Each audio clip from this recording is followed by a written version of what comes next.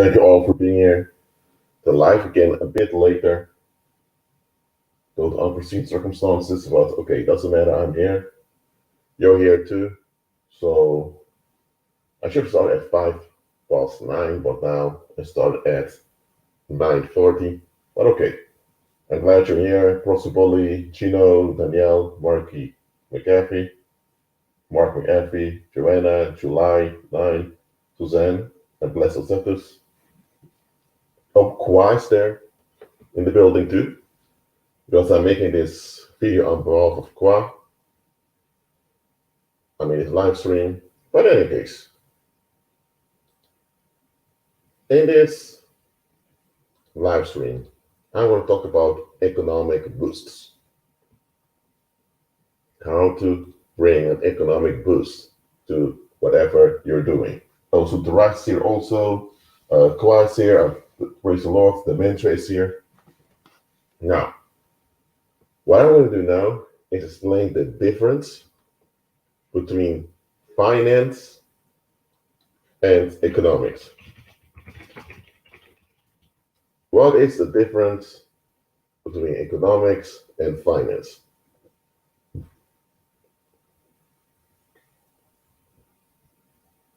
So, are you ready? Economics is a social science that studies the management of goods and services. That is economics. Economics is a social science that studies the management of goods and services. Finance is the science of managing funds. That is what finance is. So that's the difference. Economics is a social science that studies the management of goods and services. Finance is a science managing the funds. Okay? A fund is a provision. So economics and finance, they go hand in hand, but they are not the same. So, to become economically relevant, it's important to understand that economic relevancy has to do with managing resources, goods, and services in a community. Economic relevancy implies that you are capable to unhindered manage goods and services around you. That's when you're economically relevant. Financial autonomy means that you're able to manage your own funds unhindered. So that's the difference between economic relevancy and financial autonomy. You can't be financially autonomous without economic relevancy, but you can be economic relevant without financial autonomy. So economic relevancy can be without financial autonomy, but financial autonomy can never exist without economic relevancy. So I hope this is clear to you. Now, when we are dealing with economics, we're also dealing with culture.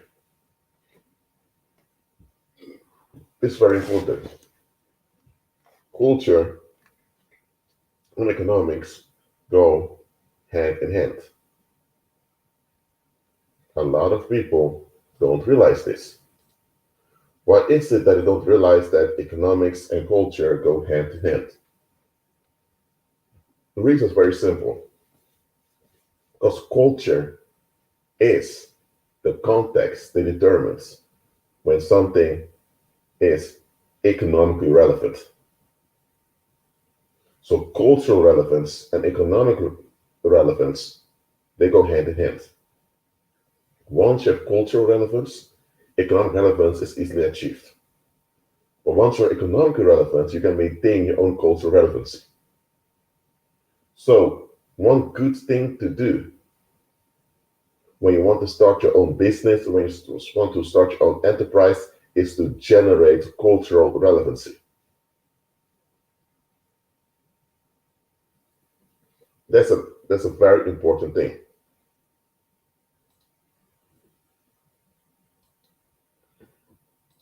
What I'm going to do now, I still going to do this, but I'm dropping the link in the live chat, and I know Kwa was into some economic project. I don't expect Kwa to tell everything here on the live, but if Kwa wants, Kwa, can you join the live stream with the link? You don't have to put on your camera, absolutely not. Your voice is sufficient. Then we can have a dialogue about economics and cultural relevancy. So please join the link. I've posted. But meanwhile, for the rest, does everyone understand the difference between economics and finance, as well as the connection between economic relevancy and cultural relevancy?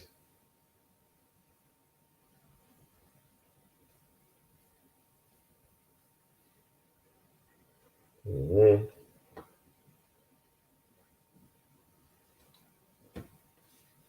I want to know if you get that first, because that's the basis of this live stream.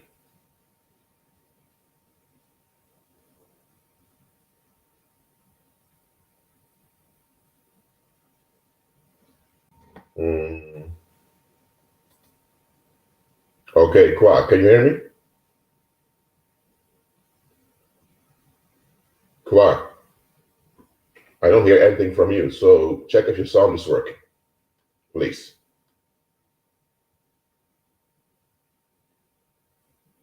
All right, I'll wait for a moment. Okay, so that's good.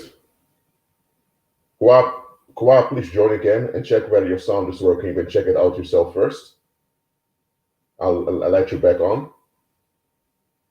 Well, okay, so you know the difference between economics and finance and the link between cultural relevancy and economic relevancy.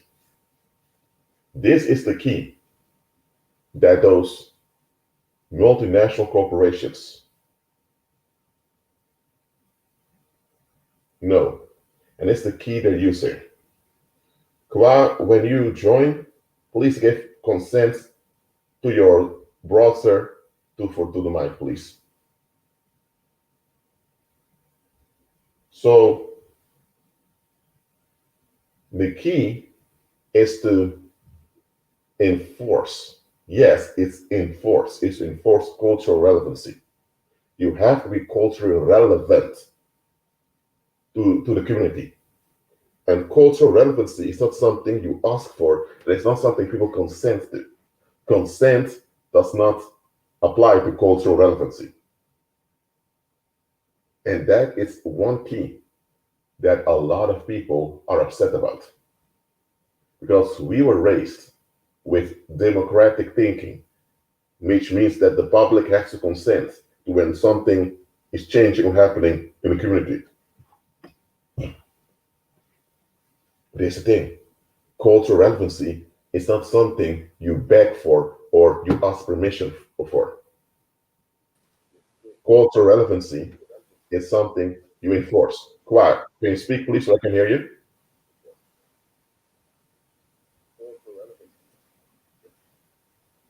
Can you speak a bit louder because you're very low?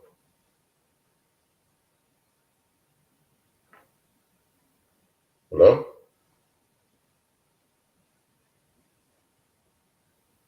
Well, anyway, I'll continue speaking, and when your sound is working, just let me know. Speak, then we can all hear you.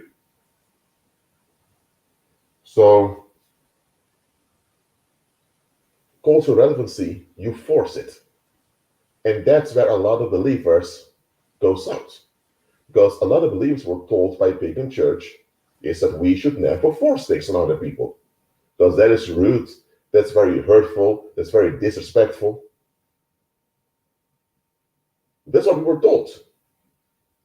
And because we were told never to force anything, we missed the number one key in generating economic relevancy, and that's creating cultural relevance. Okay? Okay, Kwa, can you say something? Let's see if we can hear you.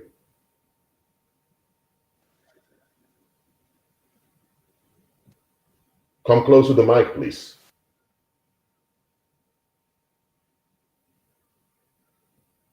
Anyway. Okay, one example of a business or enterprise with cultural relevancy is McDonald's. I know it's a cliche example, but just think about it.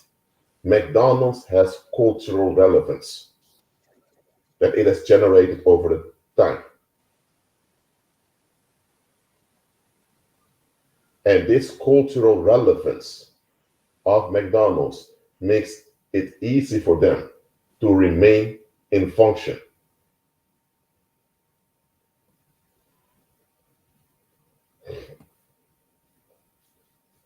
Or another example is Shell.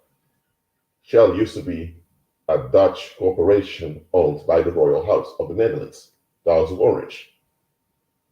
And Shell forced itself by opening many locations all over the earth. So eventually people got used to seeing that symbol of Shell. And the symbol of Shell became imprinted in the subconscious mind of many people. So the more they perpetuated their symbol all over the earth, the more important they become. Because that's how the human mind operates. The more you encounter something, the more significance it gets in your mind. Let me repeat this. The more something is repeated to the mind, the more significance it gets on the mind.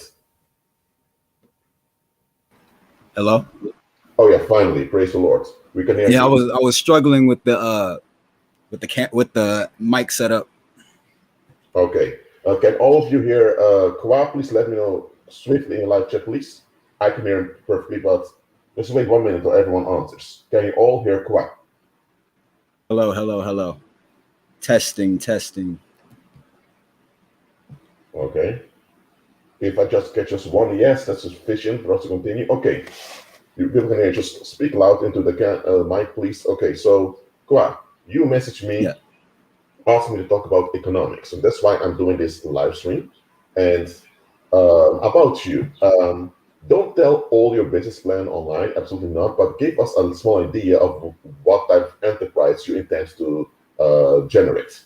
And then I'll use that in example to teach how you can begin, how you can expand, how you can maintain cultural economic relevancy.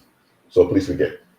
Well, basically, I just want to sell. I just want to sell my creations. Like I like to create things. Like I like to make clothes. I make music. Basically, I just want to profit off my creation and also build a economy. Not like an economy, but sort of like a culture of just people that think like me, people like believers and people that are on the same road as me to achieve the same goals, basically. But I just don't know how to exactly like build to where I am right now. Like, should I should I stay at my job until I can fuel my dream, or should I, basically like look for investors or something like that? Like what do you think where do you think I should start? Okay, thanks for mentioning this. And you're based in the United States, if I'm correct? Yes, California. Okay. So that's very important because the type of country you base yourself in is very important. Some countries are more tyrannical than others, so that's also something to look out for. But the United States is a place where you can begin. Now, in case of you, you have a vision already. Okay, so what for you is relevant is to write a mission statement for yourself. A mission statement is like one A4 or two A4s, so two sheets, where you decree, literally decree in a commanding tone what you are going to contribute to your community and to our species. Right. When you write the mission statement, you always have a clear view of where you're heading. Because one thing you need to understand about an economy needs a goal. No economy just exists just to make money or to get the cash flow. And this is the number one stumbling block for most people, believers and unbelievers. They think an economy is all about generating money. No, money is a tool in an economy. An economy is there to manage goods and services for a community. So every economy is communal. Okay? So, Right. so in your mission statement, you first have to write down who it's going to benefit. And the beneficiary cannot be you, because like, an economy is a communal thing. So there must be some community that it benefits, because it's the community that is supposed to benefit that has to be involved. You follow me now? Exactly. Yeah. Put in place which community you want to benefit, and now you as a manager is going to manage resources and your influence to achieve the goal to benefit this community. Okay, that's how you start any business, any enterprise. There needs to be a community that's going to benefit from it. And here's a psychological trick. When you put yourself as a manager on behalf of a community, psychologically you're more motivated than when you are the end motivation. Okay? So the whole idea that being greedy works is not true. Greed is an addiction that hinders you. You have to be humble to serve a community. And that's why in many corporations you see that they offer customer service, because they want to give the impression that they're to benefit the public. But they're not there to benefit the public, they're there to benefit their club of millionaires. But still, it works because there is a community, there is a club of millionaires they're benefiting. Okay? So that is how you begin. Besides the mission statement, you need to have a clear view of the challenges you will face. Okay? Right. Because you're on the earth. And as you know, we don't control all the outcomes on the earth. You need to cooperate with other people that agree with your mission. Because you write down your mission statement, which contains your mission to benefit the community, and now you need agents who are a similar mind to you to achieve this mission. Okay? But it's Right. because you have a mission that other people join, because you need other people to join you and to collaborate with you. And those people that collaborate with you must be aware of the risks. And that's why, that's why a lot of scam artists manage to recruit a lot of people to donate to them, and then they go off. Nobody sees them anymore. And because those scam artists, they give the impression that their project or their enterprise is 100% safe. And the truth is, no enterprise is 100% safe. All enterprises in themselves contain risks. The risk of being exploited, the risk of being scammed, or the risk of people turning on you. So the risk factor must be clear. What are the risks? And then you can decide how are you going to deal with those risks. Okay? So let's recap for now. Mission statement needs to contain a mission. The mission is to benefit a community. You're the manager of this economy. And so don't never see yourself as the owner, but you as the manager, and the other risks you need to assess. Okay? So Right. now, based on this, in your case, I would say in the present day, you have social media.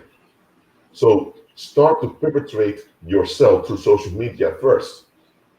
And when you do this, you'll get people that resist you, because this is the world. People will escalate against you when you are succeeding. But while they're escalating and talking crap about you, they're making relevant unaware. So then you become culture relevant eventually. And after you're culture relevant, people are more likely to want to throw cash at you. And this is another secret a lot of people understand. Money is just a tool, and money follows activity. It's like magnetism. It's like a magnet. A magnet needs to have a magnetism only works when two magnets are active with one another. A plus and a minus magnet. Then magnetism works. Magnetism does not work if you don't have a cooperation between the two polar opposites. You get me? In a Yes. certain way, when it comes to finance, there needs to be activity first that's perpetrated. You need to perpetrate your activity, and by perpetrating your activity, you're forcing yourself on the public. By forcing yourself on the public has no choice but to regard you. So there is no such thing as being a gentleman in economics. That's a lie. There is no such thing as being a gentleman or a nice guy when it comes to economics. Absolutely not. A lot of believers fail from the start because they come with this gentleman attitude. That's why they fail. Even people that sell drugs on the streets understand that you can't be a gentleman in economics. In economics, you need to have a mission that you perpetrate around you. So, let me give an example of how the colonial cults of Europe colonized the world. Because I'm going to use the colonialism as an example of how the rest of Europe generated a dominant economy that exploited the rest of the world. I'm going to explain that to you. And not because I'm so inspired by this colonial power, just to show you how they misuse proper knowledge at the expense of many people, especially black folks. Are you ready? Right. Okay, so let's go to Portugal in the 1400s. Portugal was a medieval country. It was quite large, and it only had around 800,000 people. Most of them were white Lusitanians, and a few of them were blacks in the south. Okay, so Portugal was very big, and they also built many ships because due to the crusades that happened, Portugal gave a lot of money. So the Lusitanians, how the Portuguese were officially called, they became quite rich. But the problem is they had all that money, all that silver and gold, but they had no workers. And Portugal was a very big, large country in Europe, which then also included the Azores Islands and the Madeira Islands and also the Canary Islands. Yes, the Canary Islands used to be Portuguese, but it became Spanish.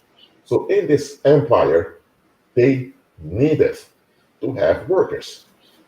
So the Portuguese government worked like this. Yet captaincies, or in Portuguese, capitanias is called, and a captaincy was actually a corporation that received a license from the Portuguese king to operate on the seas. And because they had this license, they were able to use the Portuguese Navy. And the Portuguese Navy imported a lot of Italians in abundance to work for them, and a lot of those Italians eventually naturalized as Portuguese people. That's how, for example, Christopher Colon, or as we know him, Columbus, also naturalized from Italy as a Portuguese citizen. Okay, so yeah, there's captaincies that trade around. That's how they did it first. And the mission simply was that every captaincy has to generate income and labor for Portugal. So Portugal was the end destination of the economy. You get me? So that was on top of the mission statement. And every captaincy had a license to achieve this. So eventually, the captaincies of Portugal faced a problem. Where are the workers? Many of the Portuguese people back then were kind of lazy because they were used to having ease and luxury.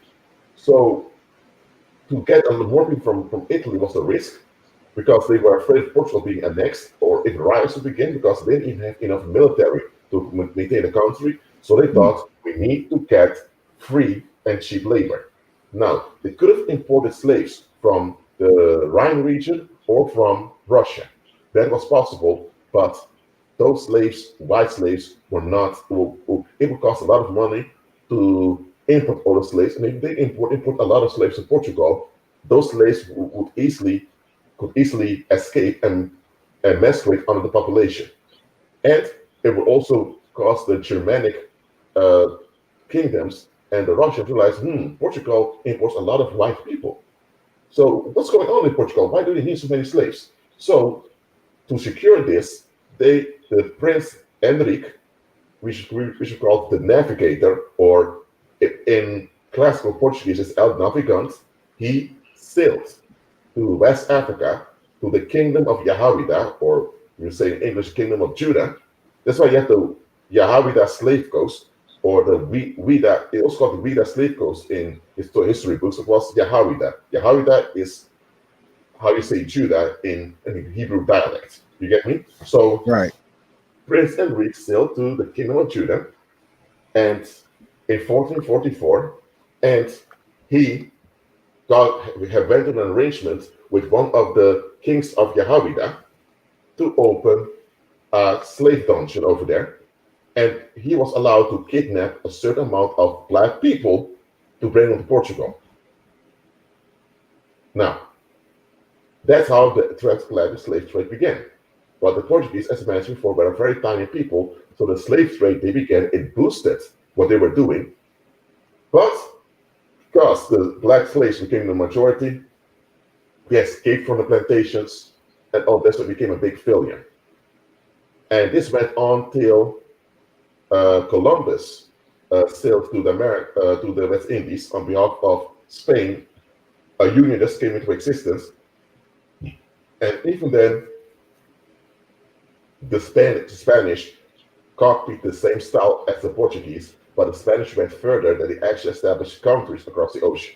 Okay, so in this case, black slave labor was the fuel or the blood that kept the corporate world of the Portuguese and later Spanish flowing.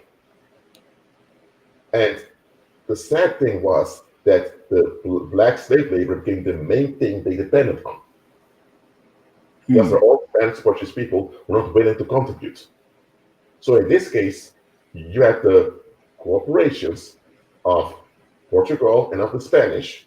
Spain was not a unified country back then, it was just two unions. So what happened was that in the Iberian countries, Iberia means from Iberian Peninsula, they had a common purpose to benefit the Iberian people, and now they had to use another people, which is black folks, to get it done.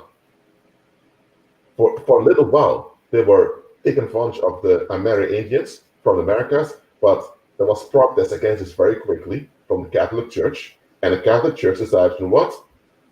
You began with enslaving black folks from Africa, keep doing that, and leave the natives alone. So that's why the emphasis became on black slaves. So that is how the Portuguese and Spanish forced themselves to be culturally relevant all over the earth. Because all over the earth, you had those ships now sailing with the Burgundy cross. The Burgundy cross is a red X on a white cloth that was used often by the Roman Catholic sailors. Roman Catholics were sailors. They used this flag to identify they were Roman Catholic. Now, this flag became the flag that the Portuguese and Spanish corporations and sailors used.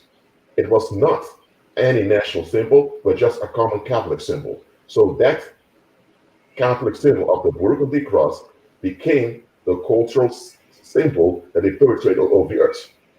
And besides this, to justify slavery, the Roman Catholic Church also came with a white Jesus image that they put all over the earth. The Vatican gave orders to the Portuguese and Spanish cartels. It means that cartels are those families that together run a corporation. They got instruction to not only use the Burgundy cross, but to also, everywhere they go, to put a statue of this white Jesus that the Roman Catholic Church fabricated, and his white Mary and the white apostles, just to let the world think this is God, this effeminate white man with long hair over here.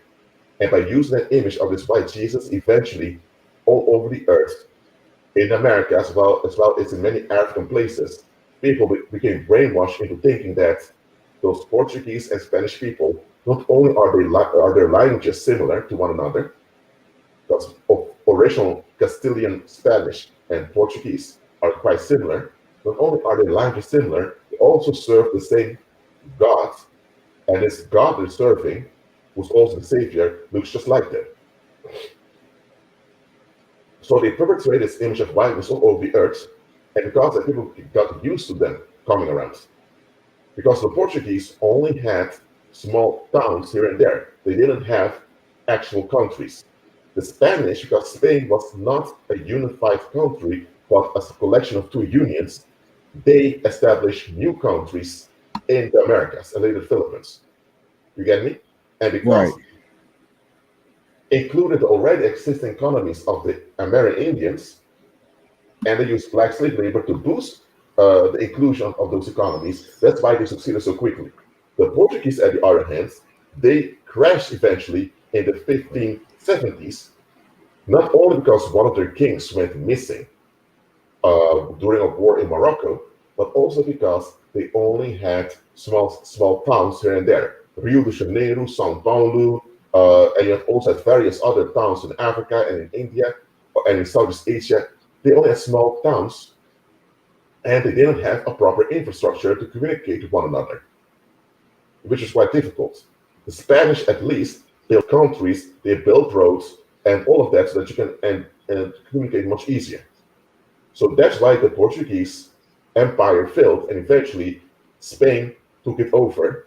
And for 60 years, the Portuguese Empire became an extension of the Spanish Empire till Portugal separated again.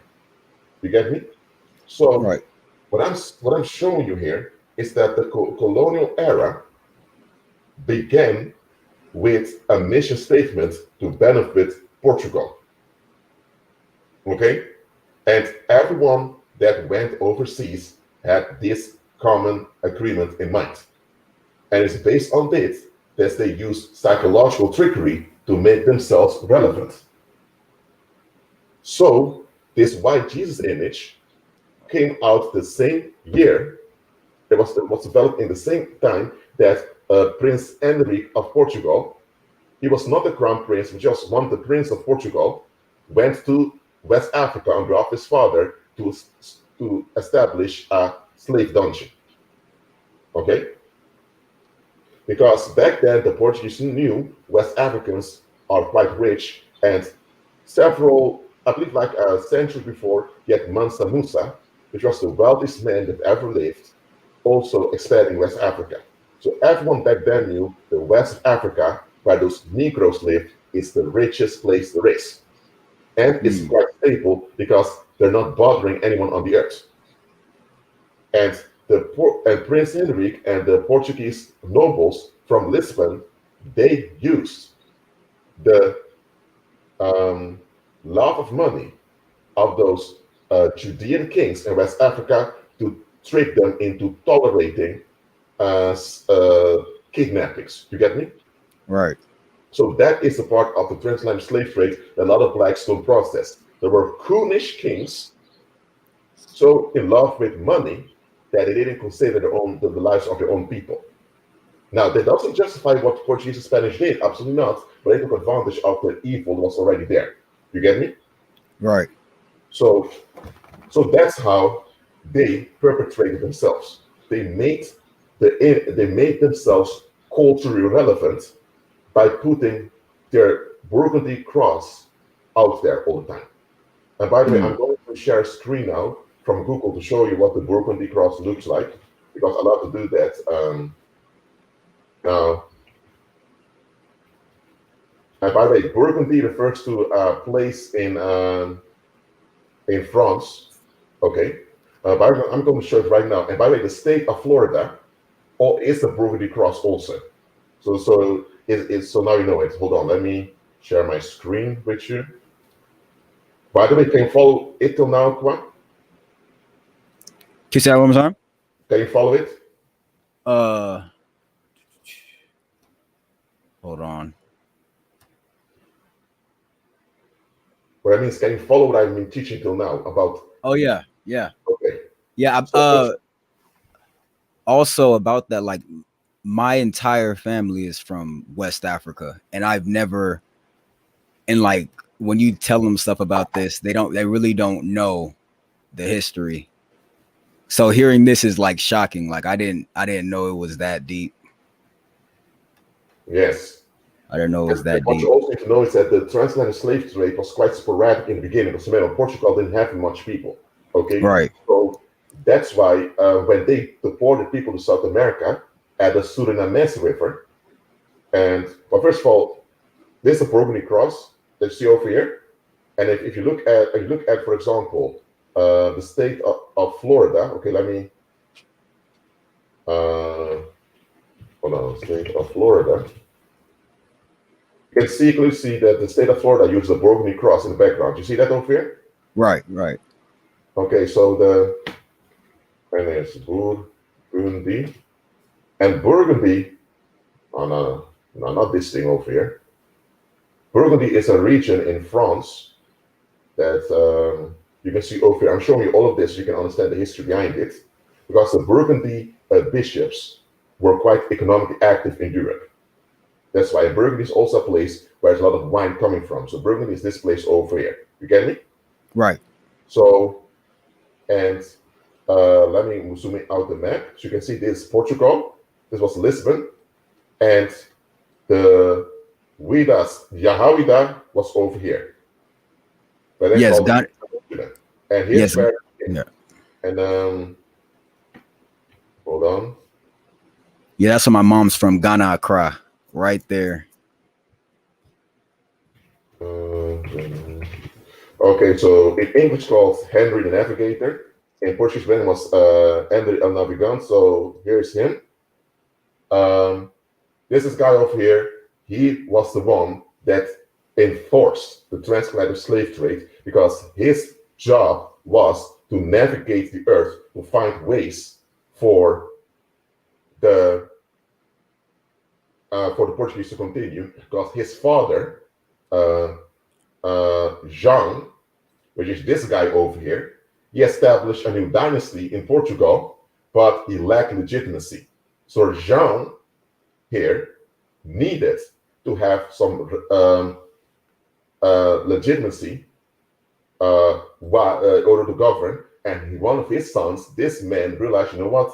Let's go and find people to enslave as a nation, and then we can benefit from it. And by the way, this Henry, or it's in Portuguese, Henry, is a national hero of Portugal. Well, he's not my national hero. And by the way, this guy, the curse of enslaving blacks also haunted him because he died before his time, and he didn't have a very fond character, or let's say, no woman wanted to be with him. So he reaped his punishment in his own lifetime, and likely in the lifetime to come. So that's already taken care of. Okay, so but just to show to you, they perpetrated their Burgundy flag and the white Jesus image all over the earth, which is based on, okay, which is based on this guy over here, Cesare Borgias. Oh wow! Can you see this guy over here? Well, yeah. It's the image of Christ many people are familiar with. Right. It's based on Cesare Borgias, and this guy over here, he was an incestuous killer. Yes, he was a guy that practiced incest and he killed his own people. Yeah. His father was a pope, the head of the Roman Catholic Church, and he came from an aristocratic family that governed Italy and parts of France. Now, this guy, Cesare Borgias, he was so cruel and so out of line that eventually all the French people joined a conspiracy with Italians to have him killed. And he was a sodomite also. So it's this sodomite man, Cesare Borgias, he was quite dominant in France and Italy at the time, that they made a painting of, and that is the white Jesus that we have right now. So this image of Christ is based on the sodomite tyrant over here, that even his own people decided we don't want this man anymore. Wow. And that's why those white Jesus images have a lot of references to the occult. For example, you have this heart with a sun around it. You have a sun symbol referring to Apollo. You have the Baphomet's hand sign over here. Here you see again the Baphomet hand sign. And you have a globe symbolism. You have the X referring to Helios, which also what the cross of Burgundy refers to. And we know who Helios is. Let me show it to you. And this is Helios, as you see over here. He is a Nephilim son of Satan, who established the Greek Empire, which later became the Roman Empire. And look at this, Alexander.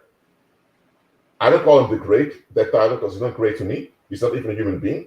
You have Helios, which means 1000 in ancient Greek, and this guy, and you have Apollo, or Apollyon. And the New Testament, the Revelation chapter 9, verse 11, mentions the name of the beast, Apollyon. So Apollyon is another version of Apollo. So this is the Antichrist over here. Blonde-haired devil. So this is whom the whole world centers around. So the X, the cross of the X is a abbreviation that means 10 in Latin, and the X is a short name for Hilary because the X was pronounced as an H. You get me? And the Right. and the X also at the numeral value of 6. So 3 times X is XXX is 6 is 6. Helios, Helios, Helios. That's how they greeted the son of Satan in ancient times. You get me?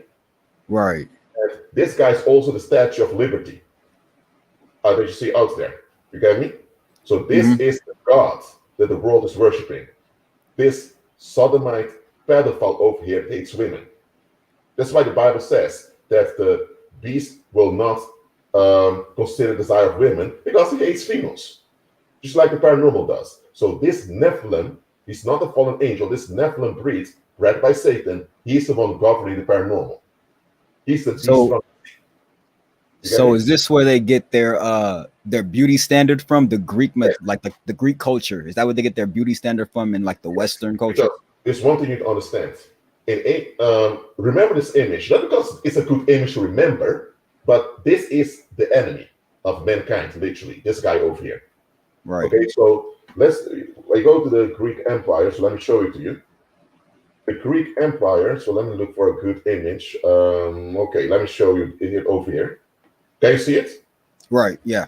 The Greek Empire preceded the Medo-Persian Empire. The Medo-Persian Empire was a big confederation that went all the way from Egypt over here, all the way to the Indus River in India. But it didn't contain Europe. And the Greeks, when you see over here, the Greeks had their own sphere of influence and their own city-states and colonies all over the place. Rome was also a Greek city colony. You get me? Yeah, they were very powerful back then. Yes. Very powerful. So the Greeks were very powerful, and the Greeks refused to bend over to this Persian guy from the east. So what did the Greeks do?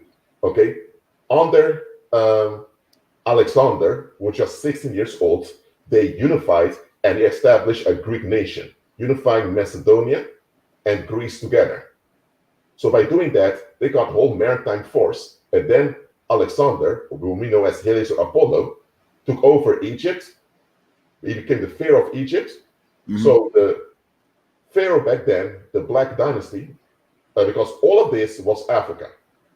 It was called Al-Kebulan back then, okay? All of this here was Africa. The Middle East is a term that was invented by the British Empire in the 19th century. So in the ancient times, this was not called the Middle East, it was called Africa, this over here. And Africa was also a name that the Greeks gave to the region. It was called Al-Kebulan. You get me? Right, so right. Africa is a Greek name that is related to Aphrodite, which is Satan's firstborn Nephilim daughter, whom we also know as Jezebel. Okay? Wow. So now you know where the name Africa comes from, what's related to. And so the people of Al-Kebulan were black folks because it was called the land of the black. You get me? Yeah. And the Judeans were the Negroes. Okay? Yeah, the Arabs were dark skinned. They had the Kemet people from ancient Kemet or ancient Egypt, also black. So the blacks, and you also had the people from Kush, or we call it Ethiopians. So this was a black area. You get me? The rest of the world was tanned, and white folks were from this cold place, Europe. You get me? Right. So Alexander, this white man, well, I don't want to call him a white man. No, he's not a man. He's not a human being. But this white figure, let me call it like that, took over Al-Kebulan or Africa, and he became the pharaoh. So since Alexander, there were no black pharaohs anymore. You get me? So was Alexander? Was he like an actual person in history, or was he just something that they just made up? No, Alexander was a real being. I call him a being, not a human, because I give honor to the descendants of Adam, not the descendants of Satan. You get me? Alexander was a Nephilim that Satan brought forth with a Greek witch. So that's why I treat him with such disdain, because he doesn't deserve honor from us. You get me? Right. And Alexander, because he became the heir of Satan, he took over the whole world, and he established the Greek Empire. And the Greek Empire also contained Greek kingdoms over here. So in Asia, the message became clear. that Satan, the god of the world, decided that everyone needs to follow his son. But his son, Helios, because he established a lot of cities. Alexandria was a city that was established by Alexander, Heliopolis, and all of that. So he built a lot of cities, named them after themselves.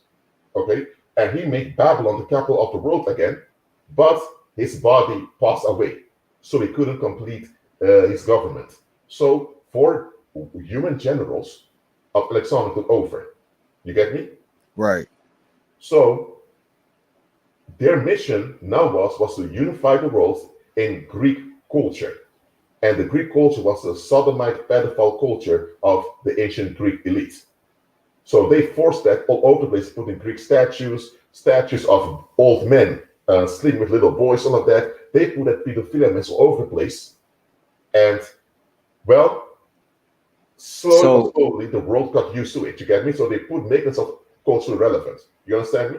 Right. So Alexander was just the poster child for what was really going on in the background, right? Yes. Okay. But the thing is, in Egypt, which was the center of black folks back then, the general that succeeded Alexander, Ptolemaeus, established the Serapis worship. Okay, the Serapis worship, and this is the Serapis worship. This that's like Zeus. Yes, it seems similar to Zeus, and this is what you need to understand. Satan, when he was cast out of heaven, he deteriorated. You get me? Right.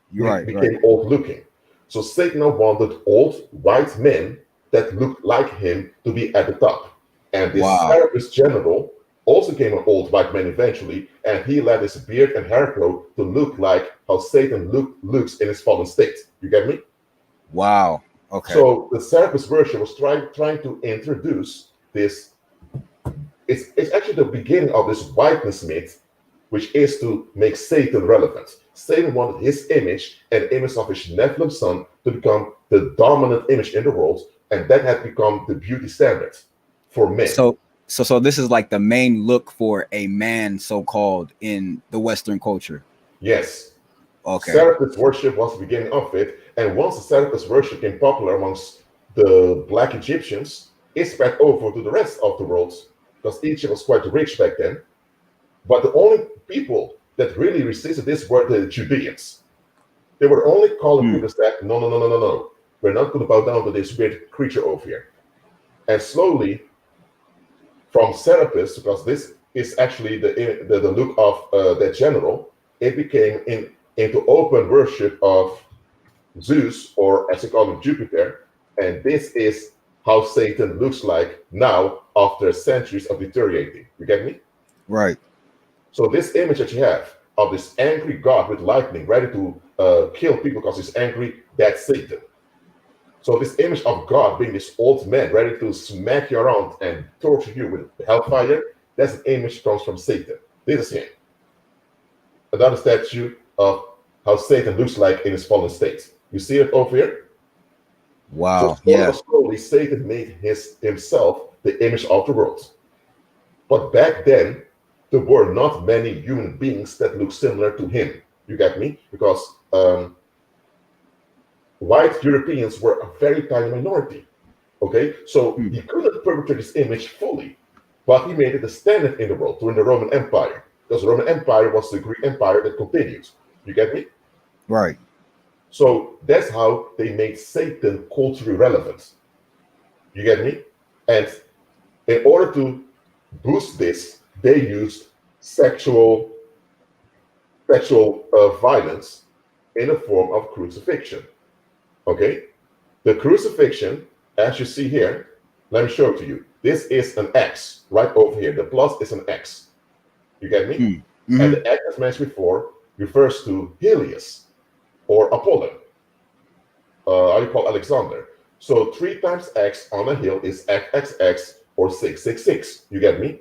So crucifixion was type of sexual violence, because remember I told before in my live streams, the ancient Greeks had a lot of sexual envy and sexual jealousy from older men. So the older men would, after chase teenage boys, rape them, in gang rape, then hang them on trees. It happened often. That's how the older men faced anxiety because they were getting older. You get me? So Right. eventually, the Greek government realized we can't have those people coming around raping boys and hanging them all the time. Let's do the sexual violence for them. And that's where crucifixion came from. So in crucifixion, you had the formal part where someone was beaten and then hung and nailed to a cross, and they would hang for days over there, dying in the hot sun. And before they would hang over there, you had the informal part where the public could also abuse individuals, sometimes even sexually abuse individual before they would actually crucify them. So the crucifixion is ancient pornography.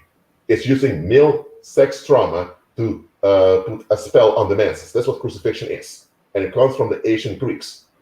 That's how they maintained their cultural relevancy through sexual trauma. Do you get it? Right. So the reason why Christ died so quickly was because they had their way with them for way too long before he was put on a cross, which was even against Roman law. Because the purpose of crucifixion is to have someone hanging for days, dying slowly, naked and humiliated. Okay? If someone would die very quickly, it wouldn't fulfill the purpose of having this pornographic spell on the masses. But Christ died very quickly because they abused him way too much before they put him there. Get me? Right. So now you know that the sexual trauma of sexually abusing boys and men was very common in the amongst ancient Greeks and Romans. And here's the difference: the Greeks were quite brutal and fierce about their male on male sexual violence. You get me? And how they mistreated women. The Romans needed the Celts from ancient France and ancient Britain to make their empire work. And the ancient Celts were quite horrified at how the Greeks treated women. So the Greeks in Italy decided, you know what? Let's design an artificial culture called the Roman culture, in which we worship the same gods with Latin names. You get me? And we use Latin in government and in the military, but for the rest, everything is Greek. So Roman culture is a sophisticated, refined Greek culture that's more soft for the masses to bear. You get me? Right. So was it was it just the older men that despised the women in the community, or was it the officers, the priests, the all the higher ups? Was it them also, but they just didn't do the work that the older men did? Like, you understand what I'm saying? Answer like this: the ancient Greeks became devil worshippers in mass. They copied the ancient Egyptians. So yes, a lot of black folks were so in love with Kemet or ancient Egypt. Don't want to hear this, but the ancient Egyptians, all the way from the time of Moses and later, were devil worshippers. But they were symbolic about it. The ancient Greeks went to Egypt to study science and humanities and all that. So the ancient Greeks were students of ancient Egypt. But when the ancient Greeks started their own mystery schools, which happened under Pythagoras, who lived at the same time as the prophet Daniel, you get me? What happened was that they wanted to actually be in contact with the same demons. In ancient Egypt, it was only the priest class actually communicated with the demons, and the public depended on them. The ancient Greeks wanted the whole public to have fellowship with the demons. They wanted demons to appear to them in ceremonies, all of that. So the ancient Greeks, not only did they did a lot of child sacrifice and sexual traumatization of children in order to generate a negative climate for the demons to come, they would also make statues and paintings of those demons. That's why the Greek art is so precise. You get me? Yeah. And the thing is, the hatred of women was like this. It was a tool. If you keep the public traumatized sexually, it's easier to control them. And it keeps the demons happy because demons hate females. You know that. So I'm not saying that all the ancient Greek people hated females, absolutely not. But it was a cultural expectation that as a man, you should invest in other men instead of in the females around you. So the ancient Greek culture became an inversion of how God intended human beings to live. You get me? Right. Ancient Greece developed a type of sexuality in which older men were entitled to rape little boys, and women were deprived sexually. Instead of women being founded sexually as God intended, they were deprived. Do you understand me? Right. So So did Greece get some of its knowledge or the basis of its knowledge from Egypt? yes. Okay, that makes But sense. they won't tell you this in university, but all these ancient Greek philosophers, they all praise Egypt and the Israelites. Right. So for example, Solomon, King David and Solomon were Israelites, and the kingdom of Judah, they were also praised by the ancient Greeks. They learned from the ancient Egyptians and from the ancient Judeans. This is where they learned all the knowledge from. And but they continued because the ancient Greeks were more focused into mathematics. So the culture that the Greeks developed was more sociopathic. You get me? Right. While the blacks that worship the devil still want to be a bit more humane. Now I'm not saying that I prefer the devil worship of the black because devil worship is devil worship. I don't agree with any of it. You get me? Right. Both are wrong. But the ancient Greeks wanted to they actually saw Satan as a father figure. You know why?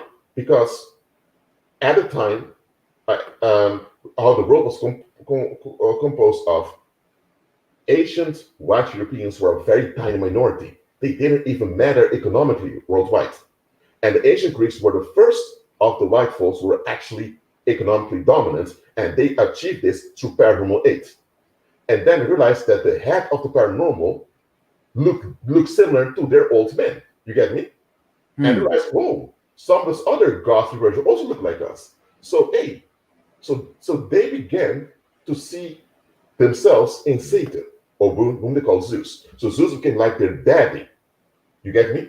Wow. Now, other tribes in Europe, other white tribes were not fond of this. They thought, we don't want to worship this creep. But the ancient Greeks did.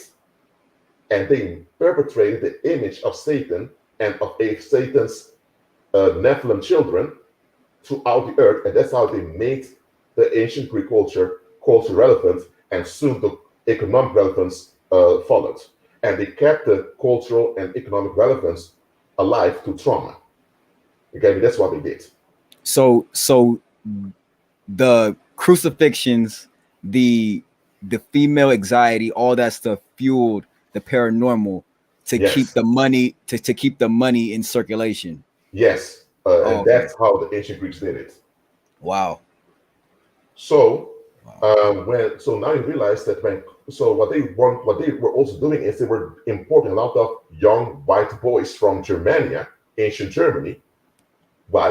And they made them Roman officers in the military. They became politicians. For example, Pontius Pilate was from Germanic descent also. Why did they do this? Because they wanted whiteness to become the norm.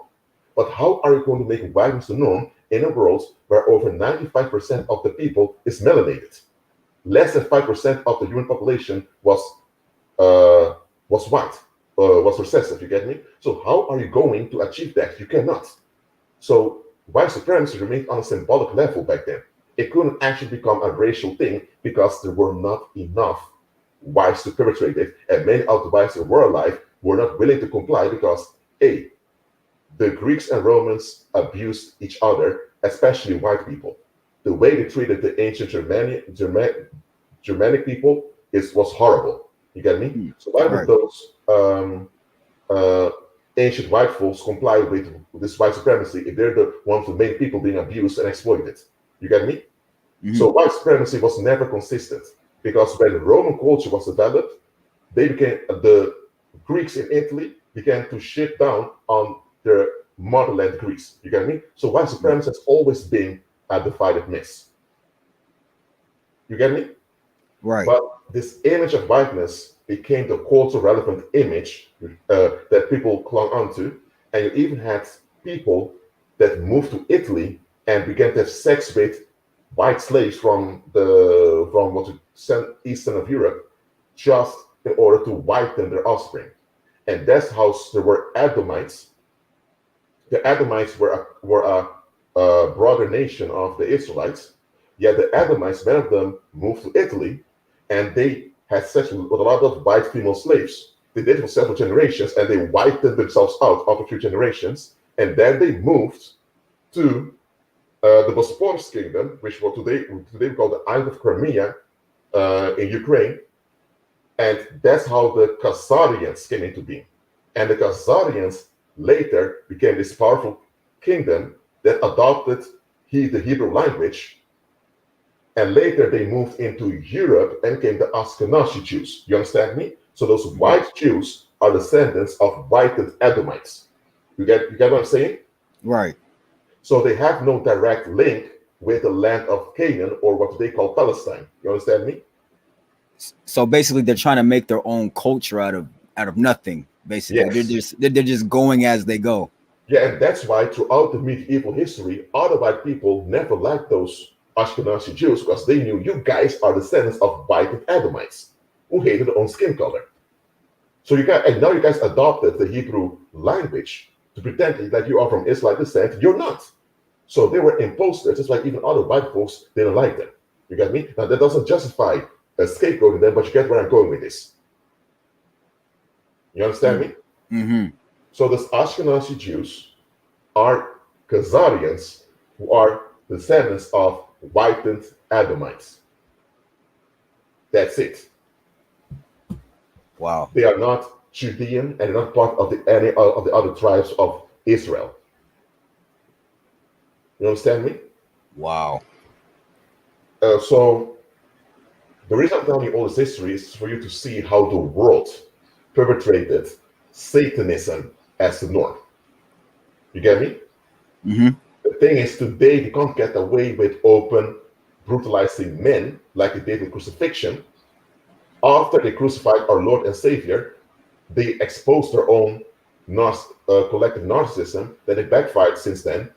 And the resurrection of Christ powered believers to overthrow this system, which they did. And then, in the like 3 centuries later, the ancient Romans pretended to be Christian, and they established the Roman Catholic Church to use the real gospel to establish this fake Christianity called the Roman Catholicism. You get me? That's how they've been governing the world from the Vatican since then. You get me? Mm-hmm. So Roman Catholicism uses this counterfeit Christianity as a norm to govern the world through religion and through indirect politics. You understand me? Right. So what's the whole symbolism behind people kissing the Pope's ring and all this other stuff? Like what is that about? Well, as it was in ancient Greeks, if you were a teenage boy, this is a bit graphic, but in many of the Greek city-states, if you're 7 or 8 years old, or sometimes 7 years old, your mother would dump you at some camp, and there you had older men waiting you, and the older men would initiate you into manhood, which was actually gang raping you. And you developed a traumatic bond to older men. You get me? And as you became older, you were always told older men need to get your sexual affection as a type of validation. So you have to kiss their feet, kiss their hands, sometimes doing other favors to them, if you get what I'm saying. I'm not going into details now. You understand? Wow. So this whole culture of respect is based on sodomy. Okay. It's not from the Heavenly Father. And the ancient Greeks had a thing called ethikos, which means ethics, how to conduct yourself in business to make the other feel comfortable. Because it's the economy and culture that ancient Greeks produced were not comfortable at all. So that's why they had to put some codes of behavior for businessmen to treat other people so that other people feel included. You get me? Mm-hmm. That's ethics. So ethics come from ethicals. That means rules for businessmen to make others feel comfortable under Greek rule. The Romans, remember, Rome was the Roman culture was a sophisticated Greek culture. In Rome, they had a counterfeit of ethicals called moralia. That's where we get morals from. Moralia was how the public had to behave in public to make each other at ease. So ethics and morals are pagan. They have nothing to do with Christ, nor with Bible, nor with good behavior, nor with holiness or righteousness. Yet, if a lot of believers think about morals, ethics, none of that is Christ-centered. Right. So once you understand this history, you also understand why believers need to be economically relevant as well as culturally dominant. You understand me? Mm-hmm. Because it's either believers are economically relevant and cultural dominance, or or we fall under the sex magic of the world. It's one of the two. You get me? Wow. Wow. So the thing is, that what those European colonizers did was actually perpetrating this Roman Catholic image of white Jesus, and uh, they also perpetrated across the Burgundy, and that's how they became successful in subjecting the nations. You get me? Right. That's why they all dress the same way. They didn't speak the same language. They all dress the same way, use similar symbols. That's how they unified themselves externally. Because internally, Europeans had a lot of fights. They were not unified, but externally, they had a unifying image, and that's how they succeeded. The only ones that were not unified were the Dutch, but the Dutch Empire collapsed very quickly. You get me?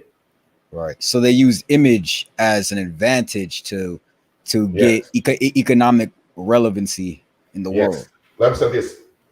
If you grow up and most of the people around you who have finance or economic power, they look like these people from this continent of Europe, and you also see that they also tell you that God is this effeminate white man, then Yeah. automatically, while growing up, you're going to think that effeminate white men are the people of God, because God himself is an effeminate white man. So everyone that looks like God must have God-like characteristics. And because you see those European men having some traumatic impact on the people, you begin to think that their traumatic impact can be justified because they look like God himself. And that's the trick they use to become culture relevant. Because now the people want to be part of this whiteness thing. You get me? Because they're tricked into thinking that it is some divine order. You get me? Wow. And now, because we want to be part of it, now the people are willing to cooperate, and that's how they manage to loot the nations of the earth. That's the Roman Catholic Church. Because the common white people didn't benefit from colonialism directly. They didn't. They were just exploited as the rest of the world, but the white elites, so the white corporations, and the white religious religious elite, especially, they benefited the most.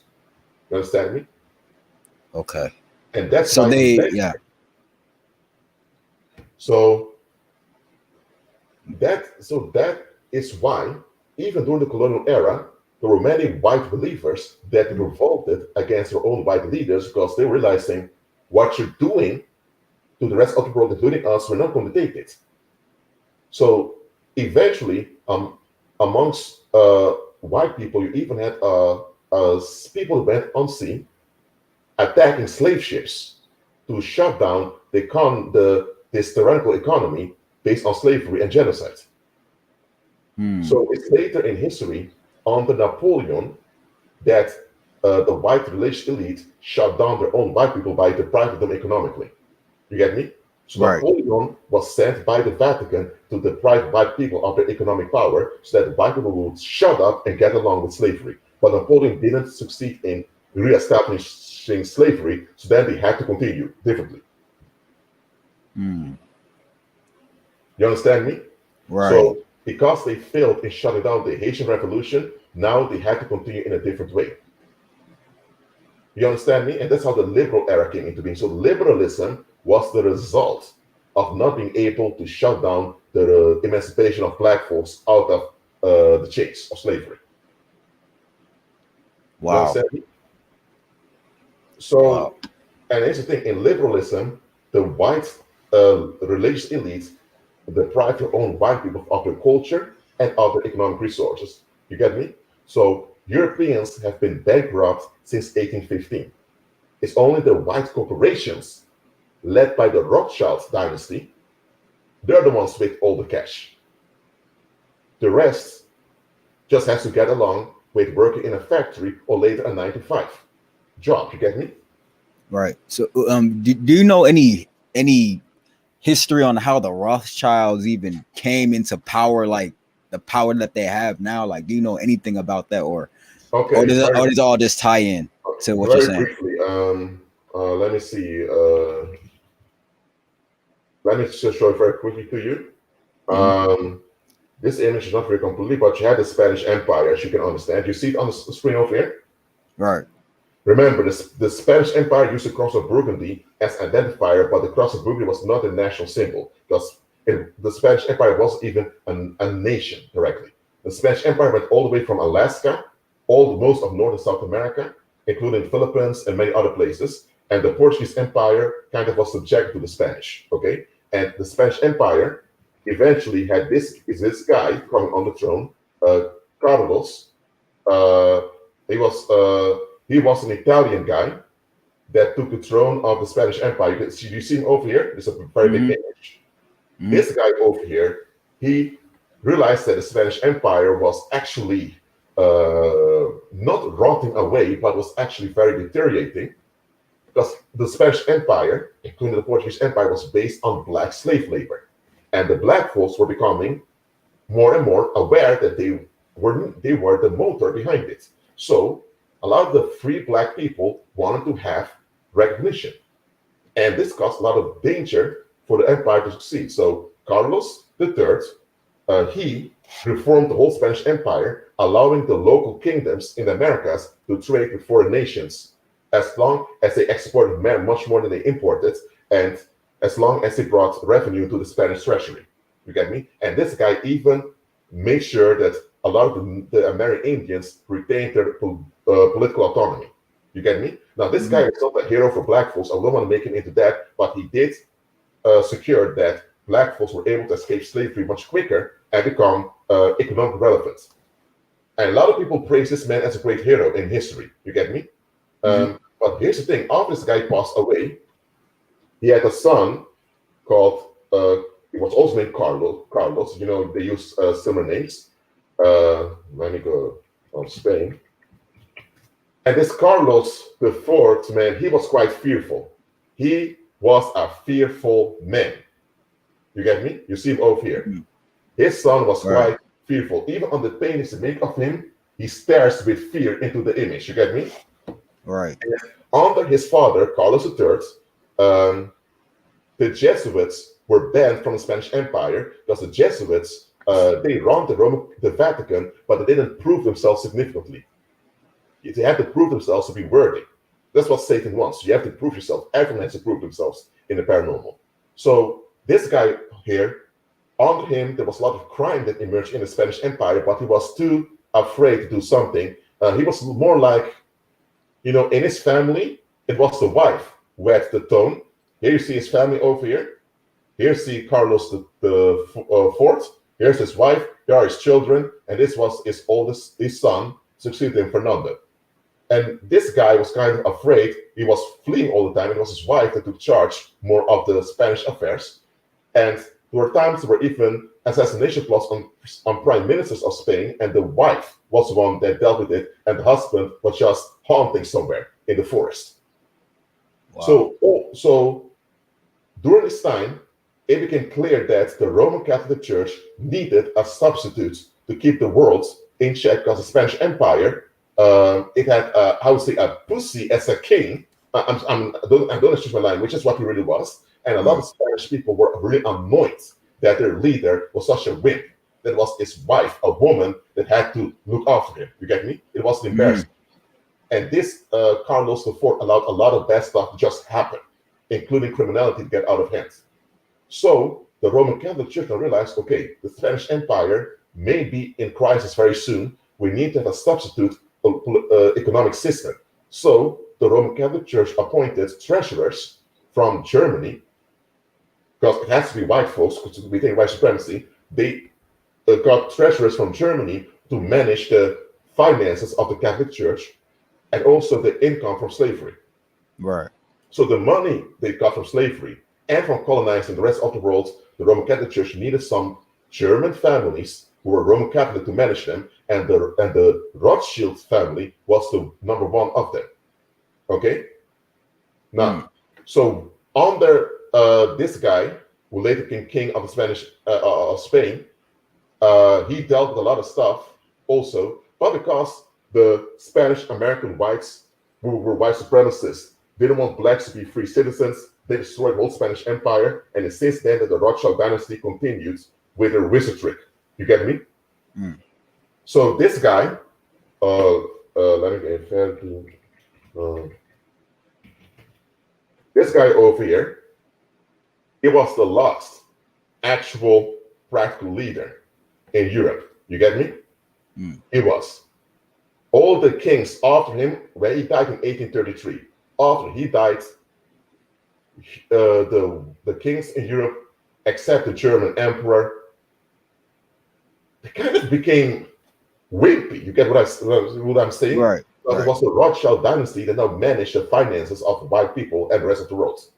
Because white folks were not allowed to have economic relevancy. That was the agreement that the Roman Catholic Church enforced on them. Only you guys of the blue bloods and the religious elite, only you're allowed to have money, not the public. So make sure that you oppress white people as much as you oppress the rest of the world so that they never get money. They enforced this after the death of this man because this man didn't want to get along with it. You get me? And this was also the guy who told those racist Spanish Americans, "F you, you're going to apologize for the for the stuff you've been doing." For example, the Mexican revolutionaries were just a cult of criminals that went around raping and killing people and burning down ports and all of that. So eventually, Fernando sent an Irishman as a viceroy to negotiate independence, and they just were negotiating independence, and without a transition phase, the Mexican revolutionaries, they had no money because none of the people were for independence, so they went to Central America. They offered money that they've stolen to the governor of Central America, back then the Kingdom of Guatemala, and they offered the governor General, they offered Captain General Gainza, this guy over here, they offered him money saying, declare the Kingdom of Guatemala independent, join Mexico's independence, and it's going to work well. They offered money, and this old man got along with it. And then the Mexican revolutionaries eventually, like a year later, looted the whole of Central America, especially San Salvador, which was the financial center of Central America back then. And it was actually the rape of San Salvador, but they forgot this in human history. They don't really talk about it that much because it's quite humiliating, you get me, that it's happened. And in Spain itself, there were generals that were, how do I say, there were generals that were also wanting to loot the Spanish finances. So France intervened, and then Fernando decided, you know what? In 1823, done with this, all commissioners come back to Spain, and all you revolutionaries, you're going to apologize, and then we're going to negotiate independence. They never apologized. Ferdinand died 1833, and the Rothschilds continued. And what happened was that the Spanish-American republics were begging Spain for peace, and Spain forced them 30 to 40 years later to pay for all the damage they've done. And well, that's how. And when Peru refused, the Spanish Navy occupied Peru in the 1860s, and they had nothing to resist. So that's why Latin America today is so messed up, because their anti-black racism backfired, and even their white leaders got enough of them. You get me?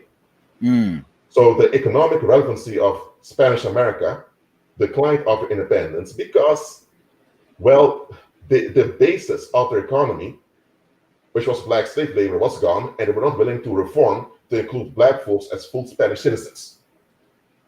You get me? Right. So what you learn from this is that white supremacy itself is very weak. It's extremely weak and extremely unstable, just like the paranormal is unstable. So what is going on now since 1815, the world has been run by the Rothschild dynasty and the Rockefeller dynasty, with its wizard trick in which the Roman Catholic Church has all the money stored in basements in Europe, and the public gets fiat currency, this paper money, in return, thinking that it's valuable. And everyone has to work from 9 to 5, be exhausted to get the paper money, which is not real wealth. So a lot of people that want to start their own business and become successful, they want to be successful in this wizard trick that the Rothschilds established. Now, the thing is, you need to use this wizard trick because that's all you have around you now, but you have to use it to make sure the wealth streams towards you. You understand me? Right. And that is what you will never learn in those MBA schools. You never learn this in those self-help gurus or the so-called those law of attraction millionaires. You get me? They will never teach you this history of how the world became financial as it is. They will never mention the Spanish Empire, especially not the black slave labor. They'll never mention any of this. So they'll just let you think that, okay, this is how the world is. Use these tricks to get ahead in life. It's not going to work because it's a wizard trick. The whole world's economy today is a paranormal trick. That's all it is. You get me? Wow. Right. So the Vatican holds all the cash of the world, and the world is fighting for paper money that has no value. And now you have electronic money, which is called credit, which doesn't actually exist. And now soon they want to replace paper money with only credit. And now you need to have a credit system in which you're awarded credit based on your behavior, like they have in China. That is what the Great Reset is all about. They want to enforce around 2030. Wow. And the reason they enforce this credit system because they want to shut down the restoration of Judah, of black folks. You get me? Because in Africa, you have the Bantu people, who are Judean descent, and you have the Hamite tribes. Okay, but if the Hamite tribes intermix with Bantu, so black folks, both the African diaspora, as well as the blacks in Africa now, majority of them are just Judean, the tribe of Judah, which includes the tribe of Benjamin and the half of the tribe of Levi. You get me? So, but the Bible prophesies the restoration of Judah, that they'll become economically dominant in the earth, and that the world will retaliate against this, and the retaliation will come from Asia, and that's a great tribulation. The great tribulation is all about shutting down the economic dominance of Judah, or black folks, as is prophesied. You get me? First, Heavenly Father will tolerate us to be exploited and ruined for 400 years, and then we will recover.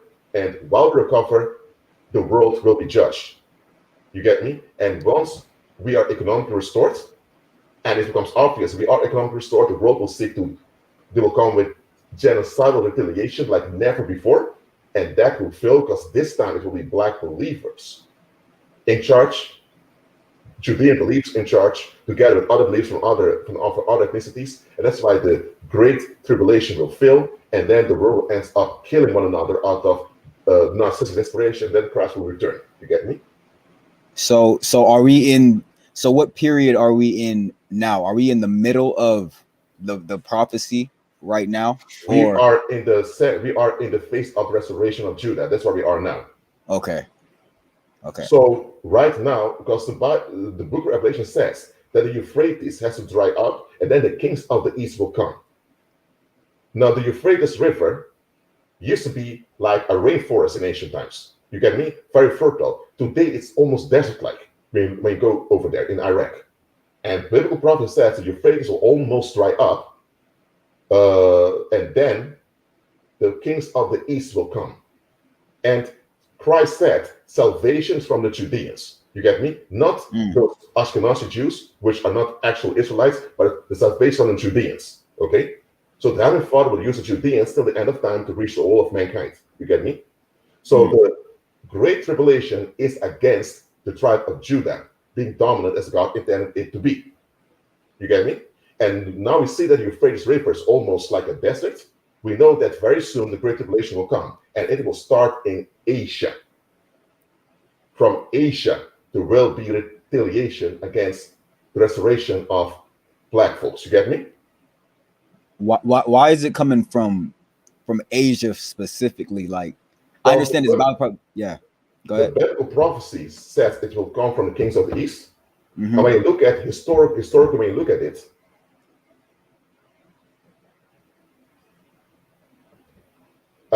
Asia has been quite Apollonian since ancient times. And Asian nations have become quite whitewashed throughout the colonial era. And there's a lot of racism coming from Asia also. Hold on. And for example, this something happened a few years ago. Yet a Nazi teen parade in a high school in Taiwan. You hear me? Have you ever heard of that? This happened a couple years back. Yes, in Taiwan. Wow, I never heard of it. But people don't talk about this in the media. Asians are being brainwashed into thinking that they are the second best of the world. And Behind whites. Yes, that's what they've been taught by white supremacy. And as you see here, wow, they really believe in it. They complain about the Japanese Empire occupying them, but the Nazis who were sponsors and allies of Japanese Empire, they have Nazi parades of them in Asia. And this is not the only time this happens. Such things happen over and over again. That Asians show sympathy to Nazism and such extremist things. And what you see now in the United States is that the Asian Americans are blaming black folks for not standing up for them. So you slowly see, now that your Euphrates River is drying up, resentment from Asians towards blacks increasing. So now you clearly see biblical prophecy coming into fruition. You get me? Right. So the biblical prophecy is playing out right in front of us. I don't know how long it will take for blacks to recover economically. I don't, because it will be the Heavenly Father doing it through black believers so that God gets the glory. You get me? Because the Heavenly Father doesn't want religious groups like the Hebrew Israelites or the Hotep, Kemet lovers who love ancient Egypt. The Heavenly Father doesn't want pagan black organizations to get any credit. He wants black believers to do the restoration that he will get the glory. I don't know how long it will take, maybe 20 years, 40 years, I don't know. But once the restoration is there and is completed, and the tribe of Judah benefits all of mankind, is then that the great retaliation from Asia will come. The Bible calls it the Great Tribulation. It will be the worst time ever on earth. They will go crazy, they will explode. But the good news is they will fail. And when they are failing and they turn on each other, then Christ will suddenly come back. So people that tell you Jesus will come back anytime, they're lying to you. They're lying to you. First of all, salvation is on the Judeans. So the Judeans will be used till the end of time to minister all of mankind. Believers from any ethnicity can serve Christ and be blessed. But it's Judeans as a group that God will use primarily. You get me? Right. It's not racism, it's just a practical strategy of the Heavenly Father. So is all this traumatic history and all these other things, was this just to hinder the prophecy and to prolong it? Okay. Yes, so I'm saying that Satan knows he cannot win. Satan knows he can only delay things before they report for the demons are reported to the lake of fire. But fallen mankind really thinks that they can succeed against the Heavenly Father. That's how delusional they are. So the Heavenly Father has tolerated all this violence to happen, including transatlantic slave trade, just so that the world will show themselves what they really are, generation on generation. And then, when the Heavenly Father will restore Judah to benefit all of mankind, they will do it in such a way that he gets the glory. You get me? And that's why that needs to happen first. It's not so that every people from Judean descent is going to be saved. Absolutely not. It's not so that because you're Judean, God automatically gives you blessings unconditionally. No. It's that the tribe of Judah or the descendants of them are preserved, despite everything that comes against them, as a sign that God is faithful and keeps its words. Right. So did God? So God put these things in place, these prophecies in place to it's like an underlying warning to believers, basically. Yes. Like this. Yeah. All right. What you need to understand is that the Heavenly Father told Abraham, Isaac, and Jacob that your descendants are going to bless the whole world.